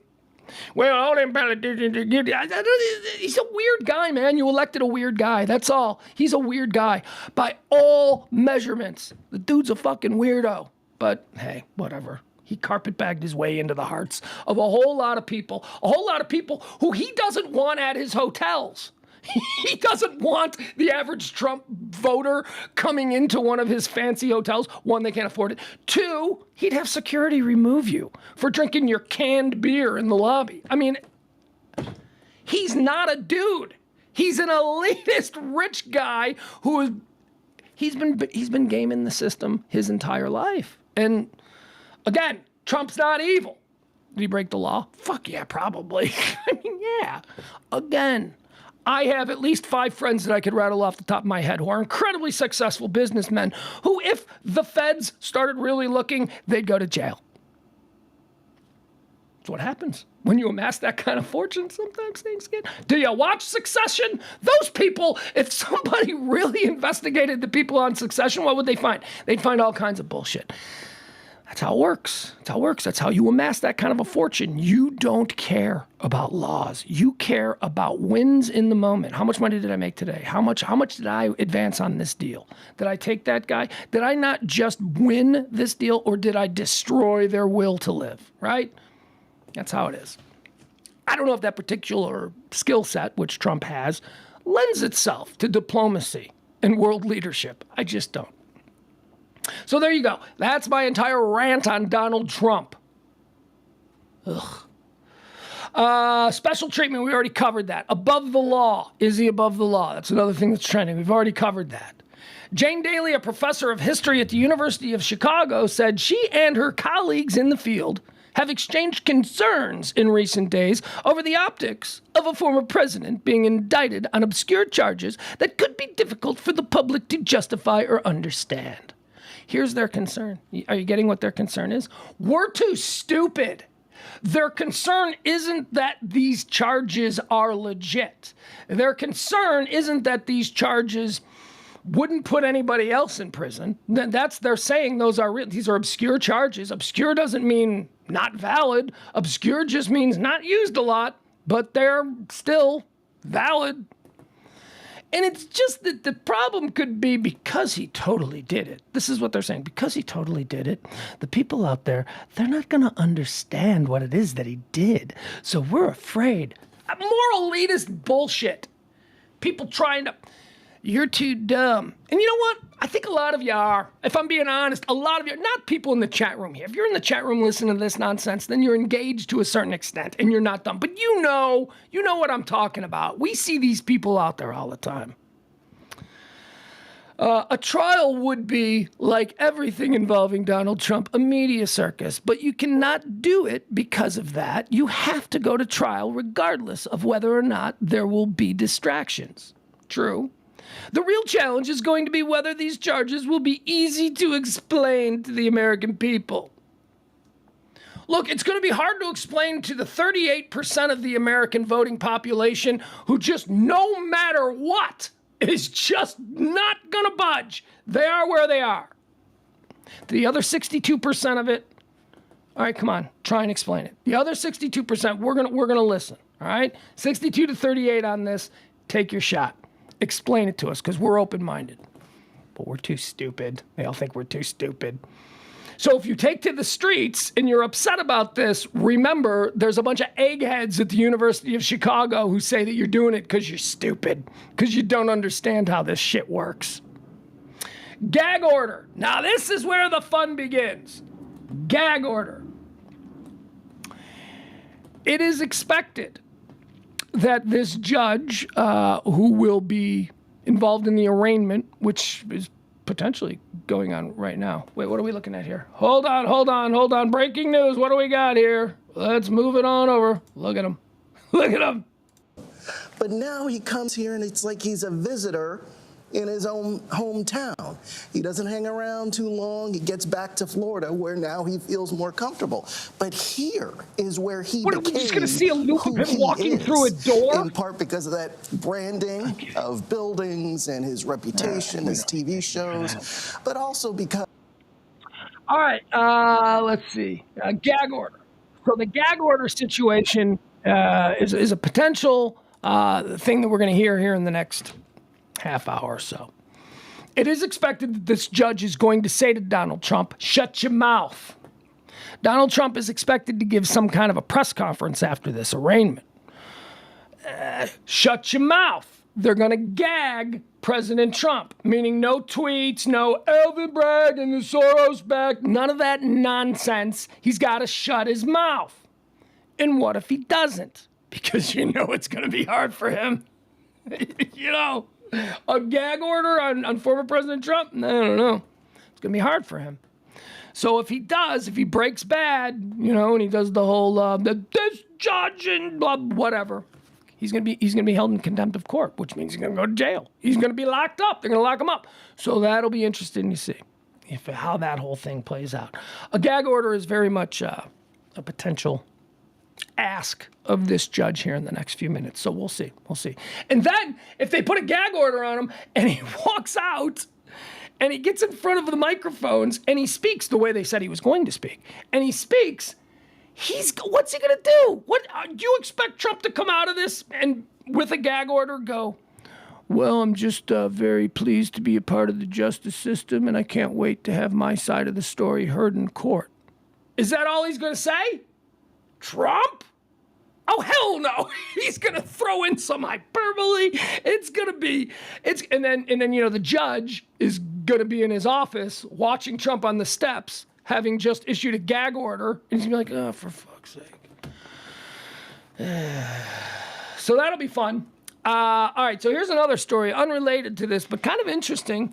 Most of where the former president has been issuing his statements have been on Truth Social, which is his little social media platform. Remember, he got kicked off Twitter, and he's like, I'm starting my own, and he started his own Truth Social. Ain't going well. It ain't going well. He's learning that the 38% that will just do whatever he wants, the 38% of the 38% of those people, probably like 12% of them are digitally active. You know what I mean? Like, there's a bunch of old people who just like their Trump flags and all that stuff. And they're not on any of the social medias or anything. They don't, you know, they're using jitterbugs. You know, their phones, they're not even. So he put in, I want to say hold on, I'll read you the story. Anyway, the fundamental problem with Truth Social is that barely anyone uses it. Before it launched, an investor presentation suggested that the app would attract 81 million users by the year 2026. Now, over a year after going live, it has only amassed an estimated 5 million users. So by 2026, they said it'd have 81 million. And after 1 year, they've got 5 million. Given that Trump owns roughly 85% of the business and Twitter is worth an estimated $42 per user. Oh, is that what they figure Twitter's use? So for everybody that uses Twitter, it's $42. It's like $42 per user. Wow. Okay. All right. Given that Twitter is worth an estimated $42 per user, the former president's stake in Truth Social adds up to about $180 million today. The drop helped push him 205 spots lower on the 2023 world's billionaire list. Oh, he doesn't like that. He doesn't like that. Even that might be too high. Truth Social is adding an estimated 100,000 users per month. All right. Truth Social is adding 100,000 users per month. If people continue to join at the current pace, and assuming that no one quits or dies, Truth Social will not hit its projected 81 million users until the year 2086. So this is just another example.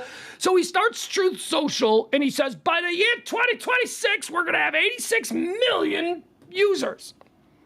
Totally overpromised, completely underdelivered. I mean, this is just the mark of this man's business for 40 years. Overpromise, underdeliver. 86 million users. It's not. It's going to be the year 2086 before they hit 81 million users. So by that point, Trump would be 140 years old. Truth Social will join Trump Stakes, Trump University, and GoTrump.com in the graveyard of failed Trump ventures.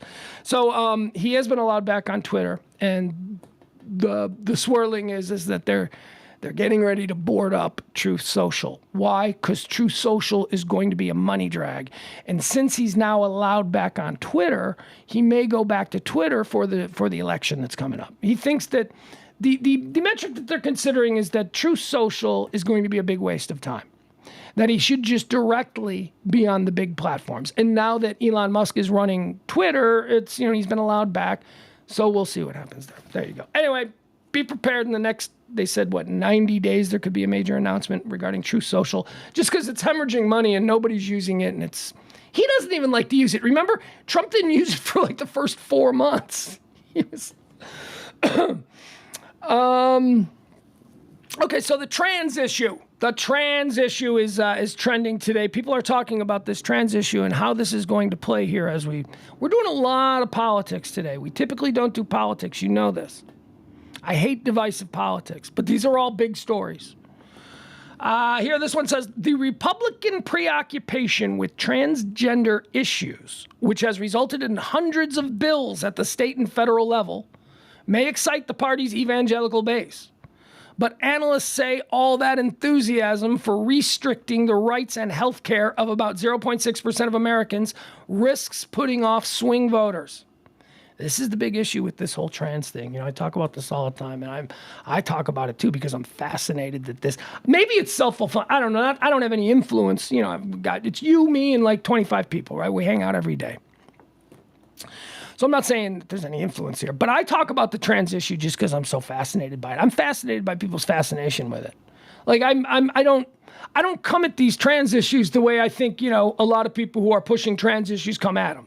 People come at the trans issues with, these people are sick and disgusting. That's no. These people are people. These people are people who are having a life experience that you're not, that I'm not. And just because we can't understand what their life experience is doesn't mean that they're any less than us or that they somehow should be marginalized in our society. Just because I don't understand something doesn't mean I'm not one of these kill it, it's different people, right? A lot of people are. When something is different, you don't recognize it. When you don't recognize something, you start to feel a little bit anxious. This is not something I'm familiar with. When people start to feel anxious, their next feeling is they start to get angry. I'm anxious. All right. Am I in danger? I don't recognize this. And then the next move is basically what we have. So, kill it. It's different. Kill it because I'm anxious. No. See something you don't understand. You just go, I don't get that. I want to learn about that. I'm going to go talk to that person. That's pretty much how it works. That's how it should work. Frightened people driven by ego. Frightened people driven by ego react differently to things that are not comfortable or familiar to them. That's human nature. So we have to, as we grow, we have to accept that there's a lot of shit that's different. The whole world is different, okay? So do we want to be constantly at war with everything that we find different in the world, or do we just want to go, I'm going to stick to my place with the stuff that I understand, and I'm going to leave all of those things that are different that I don't understand alone. That's the way we should. Just leave it alone. But we don't do that. We don't leave it alone. We're making this trans issue a big thing. They're playing to the people who are, kill it, it's different. They're playing to those people. And what they're finding is that there's not a whole lot of those people. There's a lot of those people who are very loud, and a lot of those people are being very loud now. But when they put the polls out in the field and they start talking to people, what they're finding is that most people are like us. Most people are just like, that's kind of weird to my sensibilities and my idea of what's normal, but whatever. The world, c'est la vie, right? That's life, whatever. I'm going to keep doing my thing, doesn't affect me at all. They're finding that that's how most people are looking at this. If you're talking about suburban parents who are concerned about what's going on in their public schools, this is an area where I think that Republicans have a big opportunity, said Dan Judy, a Republican pollster at North Star Opinion Research. By the way, the trans issue is going to be a problem for the Republicans. I told you they put the polls out. The Republicans themselves put this poll out. This is not like the lefty libtards are putting out a poll to tell us we're wrong. No, this is internal polling by the Republican Party. They're going, holy shit. If we keep pushing this trans thing, we're just going to anger a lot of independents. We're going to anger a lot of people who are in the middle who could vote for us, but they're not going to now because, they're a little bit more open-minded. Okay, so if you're talking about suburban parents who are concerned about what's going on in the public schools, this is an area where I think Republicans have a big opportunity, said Dan Judy, a Republican pollster at North Star Opinion Research. The tone of how this is handled is extremely important because the vast majority of people, regardless of their views on trans issues, don't want to treat people, especially children, cruelly. The Republican Party internal polling is telling them this. Stop it, Marjorie Taylor Greene. Stop it, all of you people who are out there acting like trans people are monsters. Regular people don't see it that way. Regular people see it as different, maybe something they don't understand, but they're not fucking monsters. The monsters are the people calling other people monsters. So that's really interesting. It's clear that they think it's a great idea, says Ben Lazarus, another poller at Target Smart. They feel like it can help them win. But ultimately, what we're seeing and what they're seeing themselves is that the American people do not like the cruelty involved in the trans situation. There you go. So there it is. Stop being cruel. Just stop being mean to people who are going through something. There are enough decent people in this country who at this point, apparently, according to this poll, are going, all right, stop it. Stop it. Yeah, it's a dude in a dress. Fucking get over it. Get over it. I mean, Jesus, what's wrong with you? Fucking weirdos. Finland is a trend in Finland. Finland. Welcome to the party, Finland. Did you guys know that until kind of recently, not recently, but I don't know how long it was, Finland used to be a part of part of Russia. Finland was like Russia. It was and then they broke away and they're like, we want to be our own thing. We're going to be like a Finn on Russia. We're going to be Finland. That whole thing.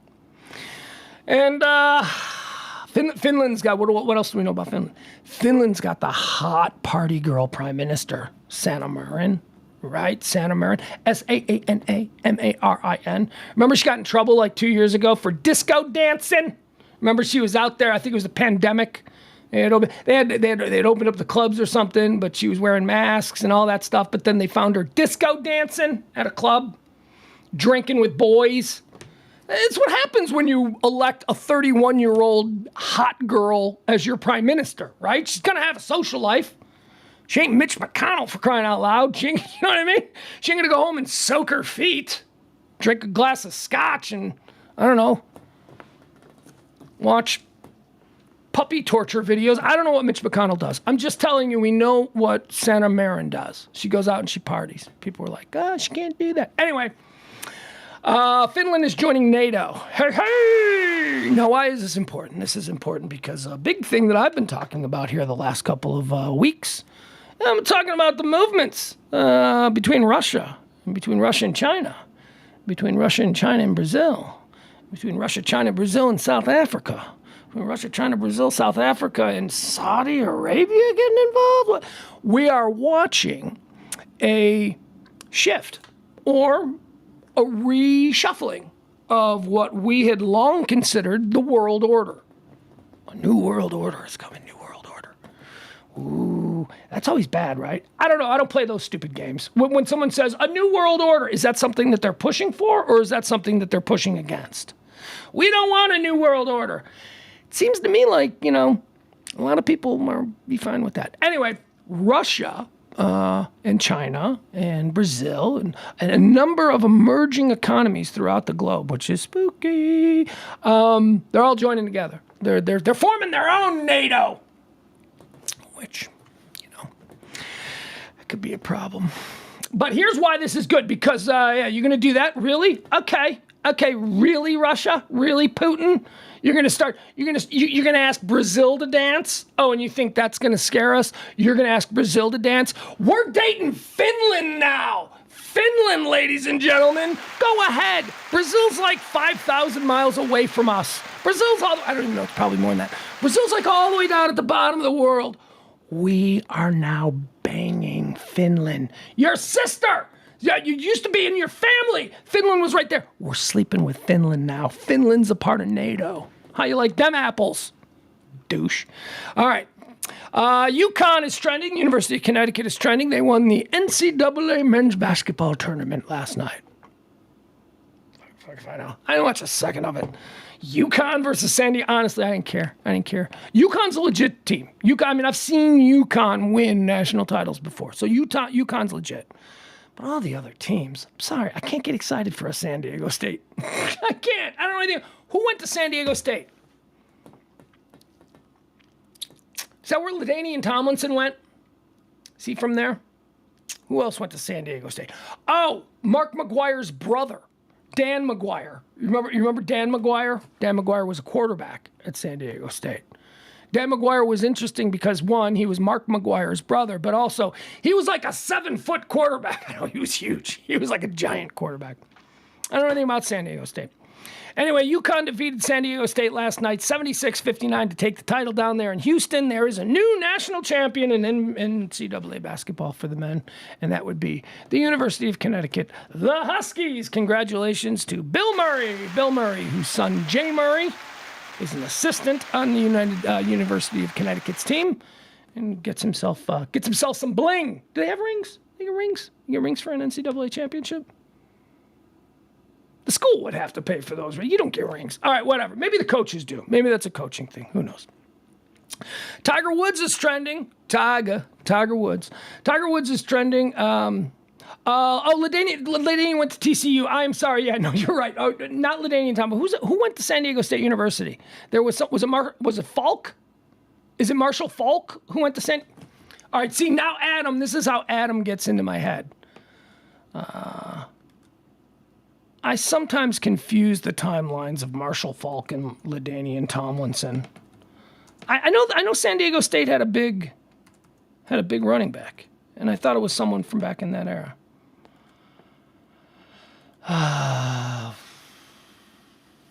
Yeah, San Diego State. All right, it's Marshall Falk. There you go. Thank you. I'm sorry. Appreciate you correcting me, though, Adam. I do. I get Marshall Falk and LaDainian Tomlinson confused.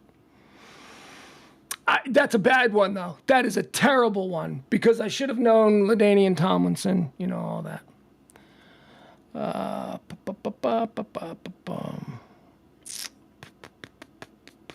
Tiger Woods is trending. Tiger Woods is going to go, he's playing at the Masters. How very exciting for Tiger Woods. People are like, does he have a chance to win? Yeah, he's got a chance to win. He's Tiger Woods. He's won it 5 times. I mean, honestly, if you're talking, Tiger Woods can walk on to any golf course anywhere in the world, and he's got a shot at winning because he's Tiger Woods. And you never know at what point he's going to, like, just tap into his 19-year-old self and have, you know what I mean? You never know. So he can do that. So can he win the Masters? Hell yeah, he can win the Masters. Is he going to win the Masters? Fuck no. He ain't going to win the Masters this year, but can he? Yeah, of course he can. That's up.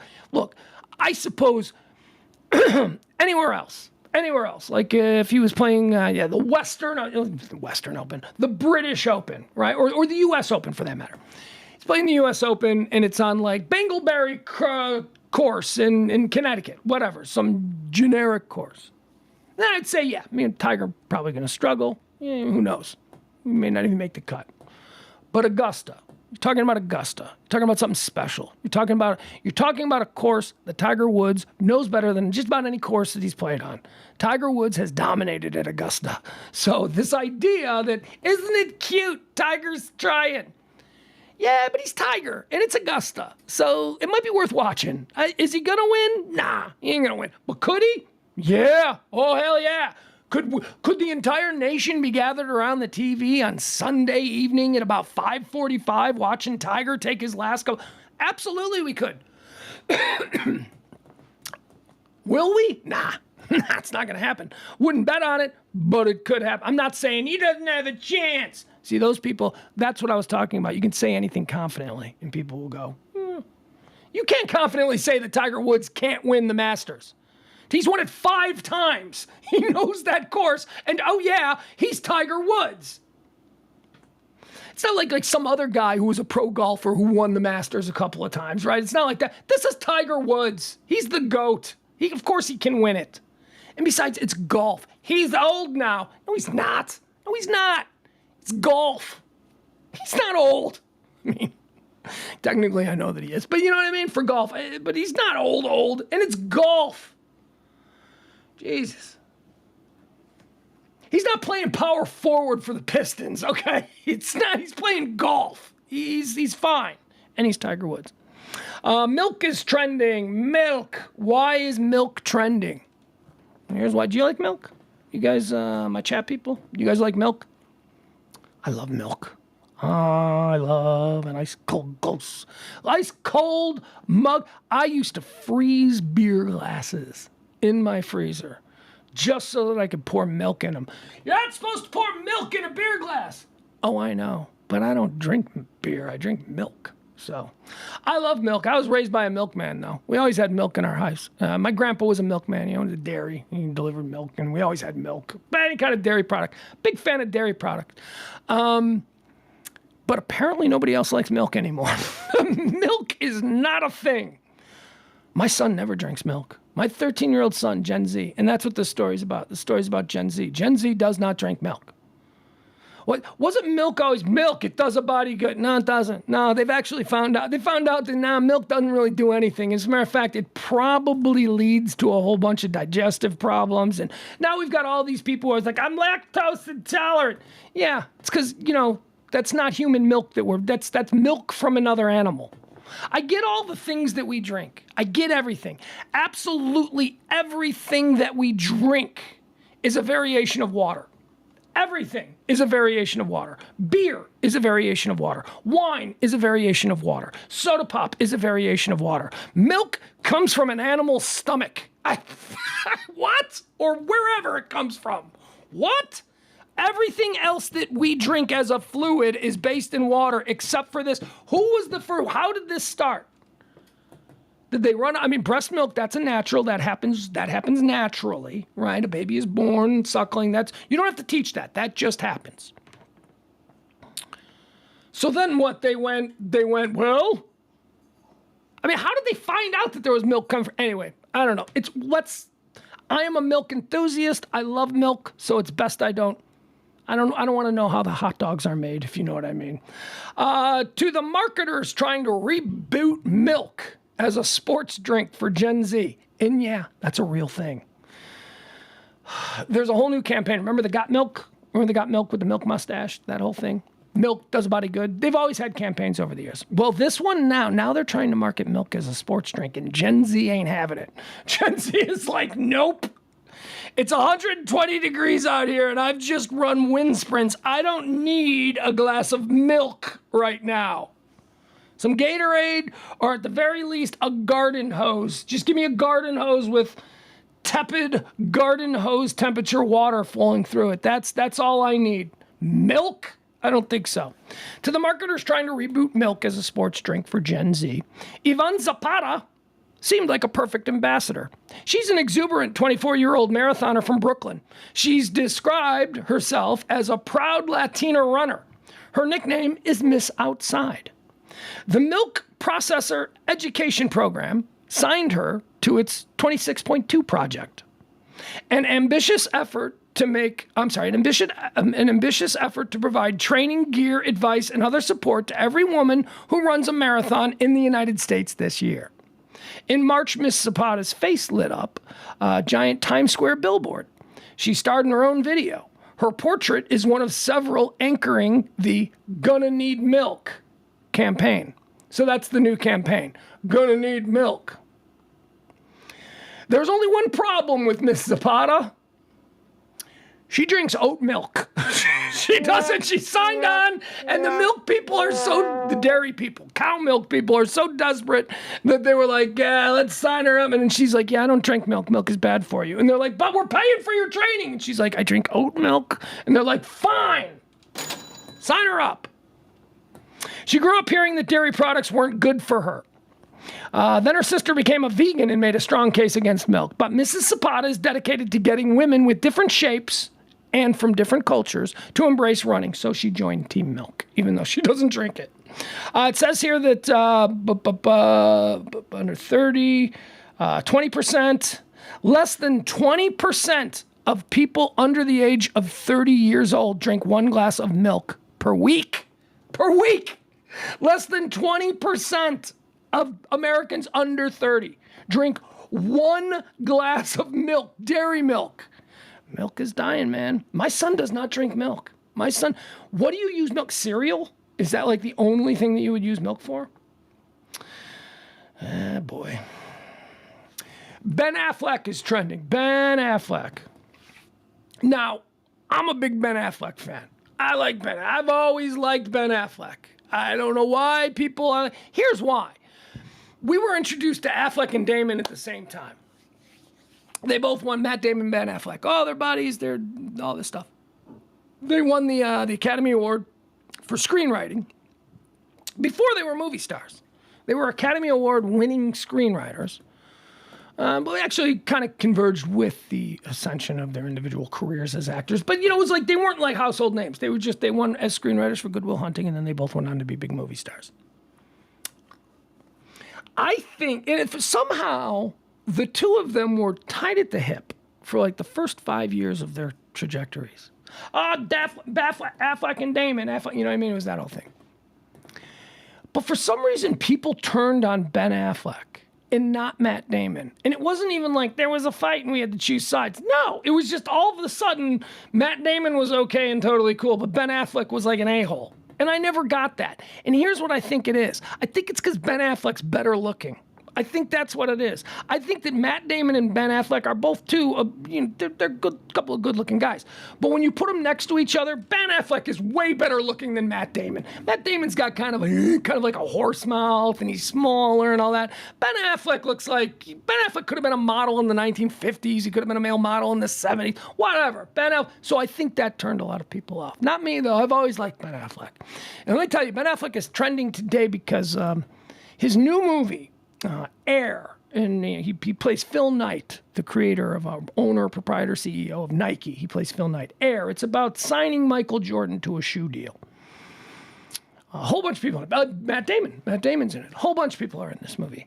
And Ben Affleck is directing it. It's another film that he has directed. It is getting wonderful reviews. People are now, here we are finally, and by the way, come on now. This has been 15 years. People are now, after this movie, critics are finally going, we need to stop thinking of Ben Affleck as an actor, because you know what? He has a list of films that he has directed that are really good. Like, there are people who are famous for being directors that do not have 4 films as well received as Ben Affleck's first 4 films that he's directed. Gone Baby Gone, The Town, Argo, which was nominated for a bunch of Oscars, and now this one, Air. Dude's made 4 movies. All of those movies are very good movies. Gone Baby Gone, The Town, Argo, and now Air. So Ben Affleck is trending because people are finally starting to go, maybe he's got something. Maybe he's actually... Ben Affleck might be on his way to being an incredibly successful and highly thought of director. He really is. So, whatever. You can hate him for whatever reason. But, man, Ben Affleck's Air movie is a Michael Jordan level crowd. So that's the headline. Ben Affleck's new film, the film Air. Let me read the headline. Ben Affleck's film Air is a Michael Jordan level crowd pleaser. That's pretty much what everybody's saying. They're saying this movie's great. This movie's really fun.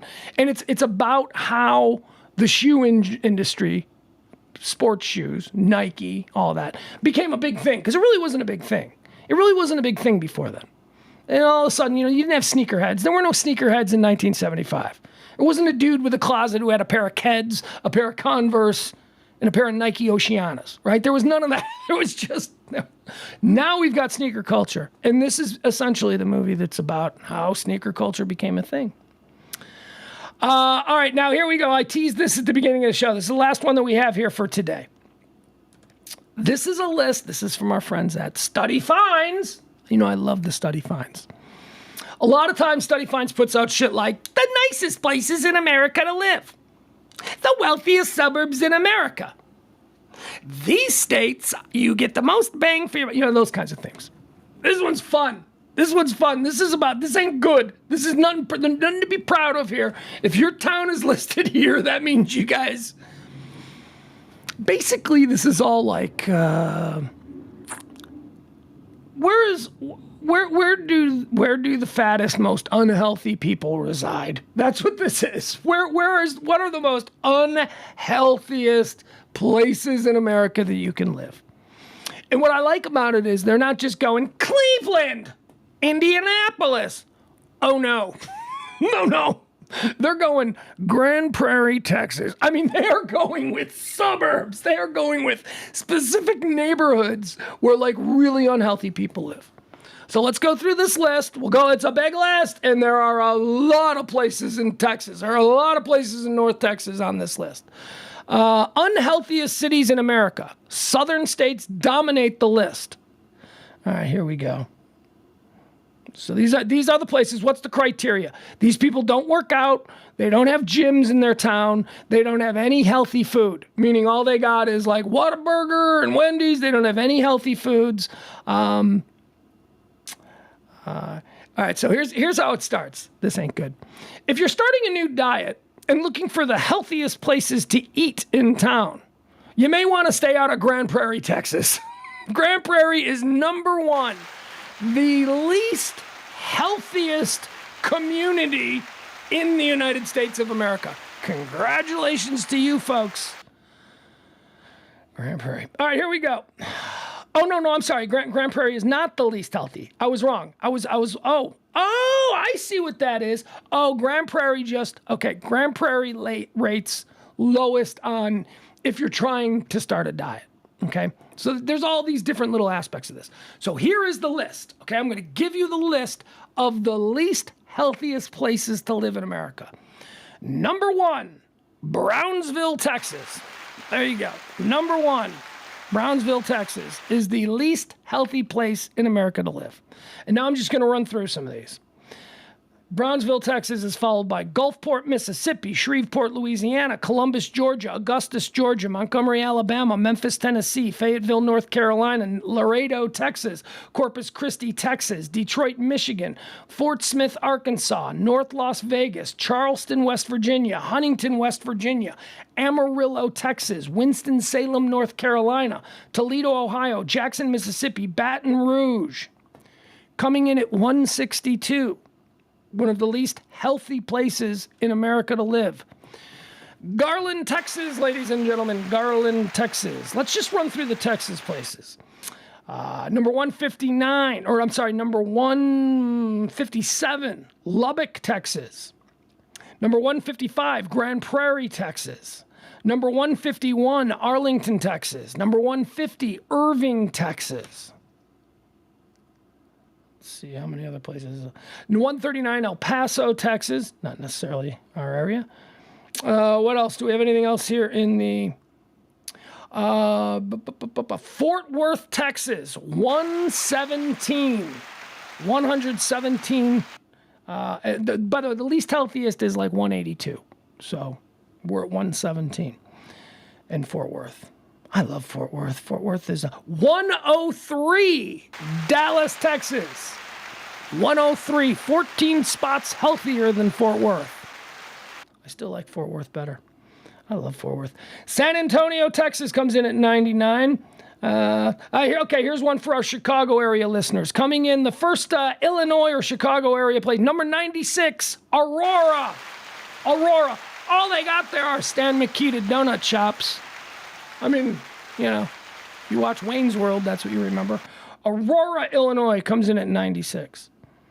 What else do we have? Here's interesting. Milwaukee, Wisconsin comes in at 88.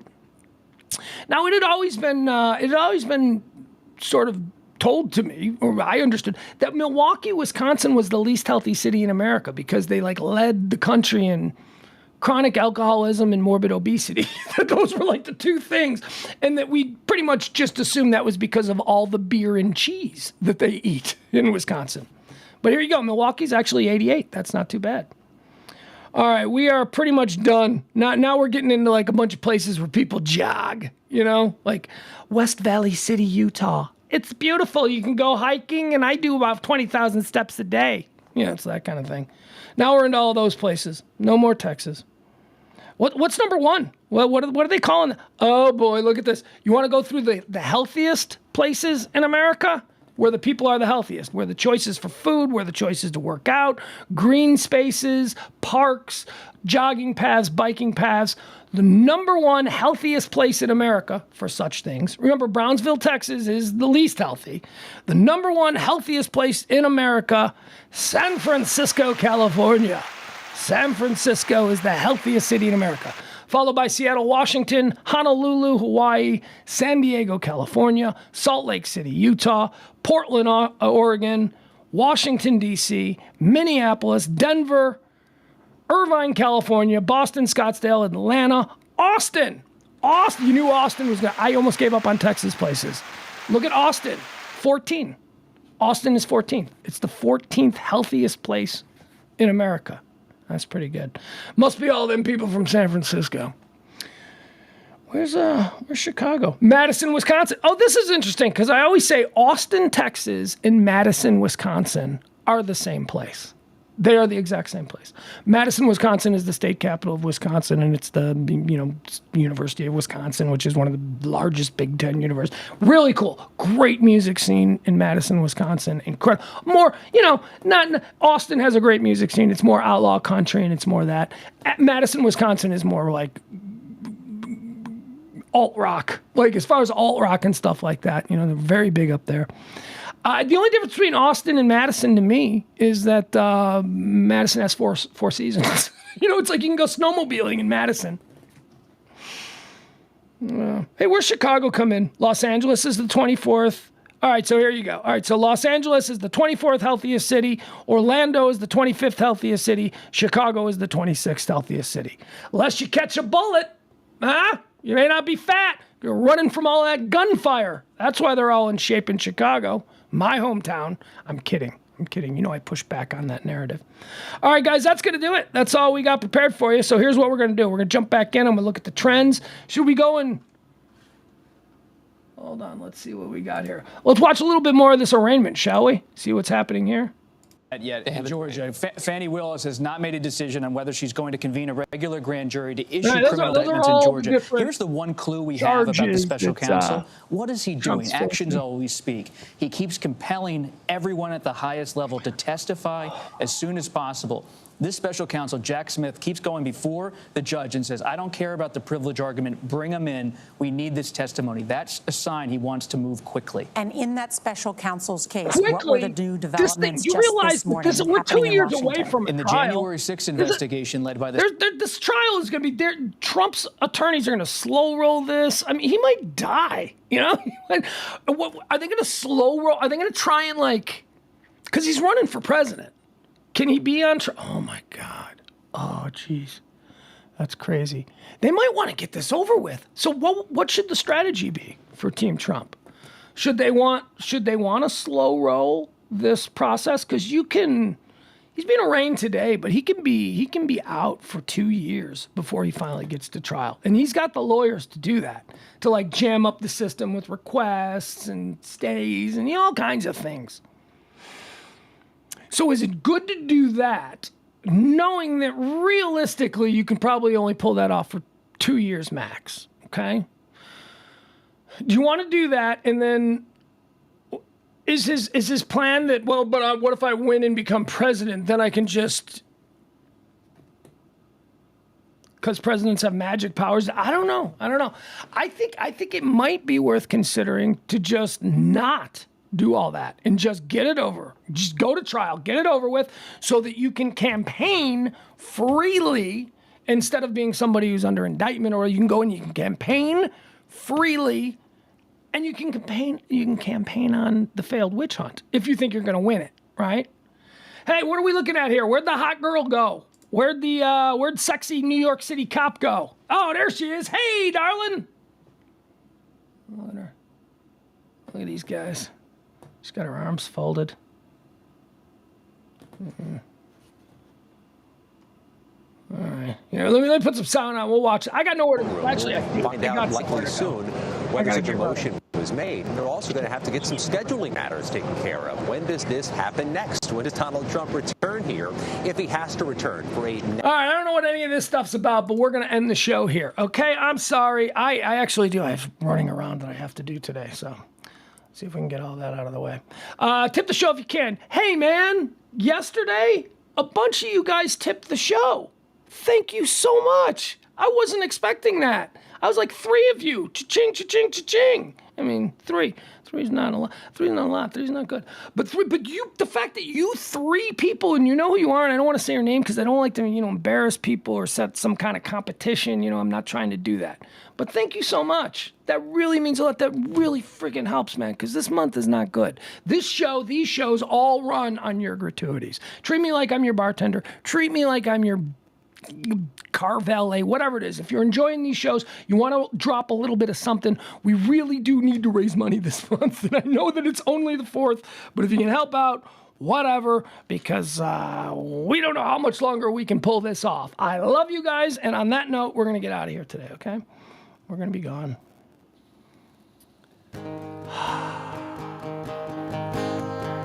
I ain't got my poetry. I have got my songs. John Hinckley, I'll tell you, on a day like today, where America is in the vice grip of our own created judicial system, the dulcet tones of America's favorite presidential assassin / singer-songwriter, John Hinckley, are desperately needed. Let's listen to the words of the man, John Hinckley, as we make our way through this troubling, troubling day. I always had to be on guard. That is understood. It's understood, it's understood. A journey, a multi-answer test.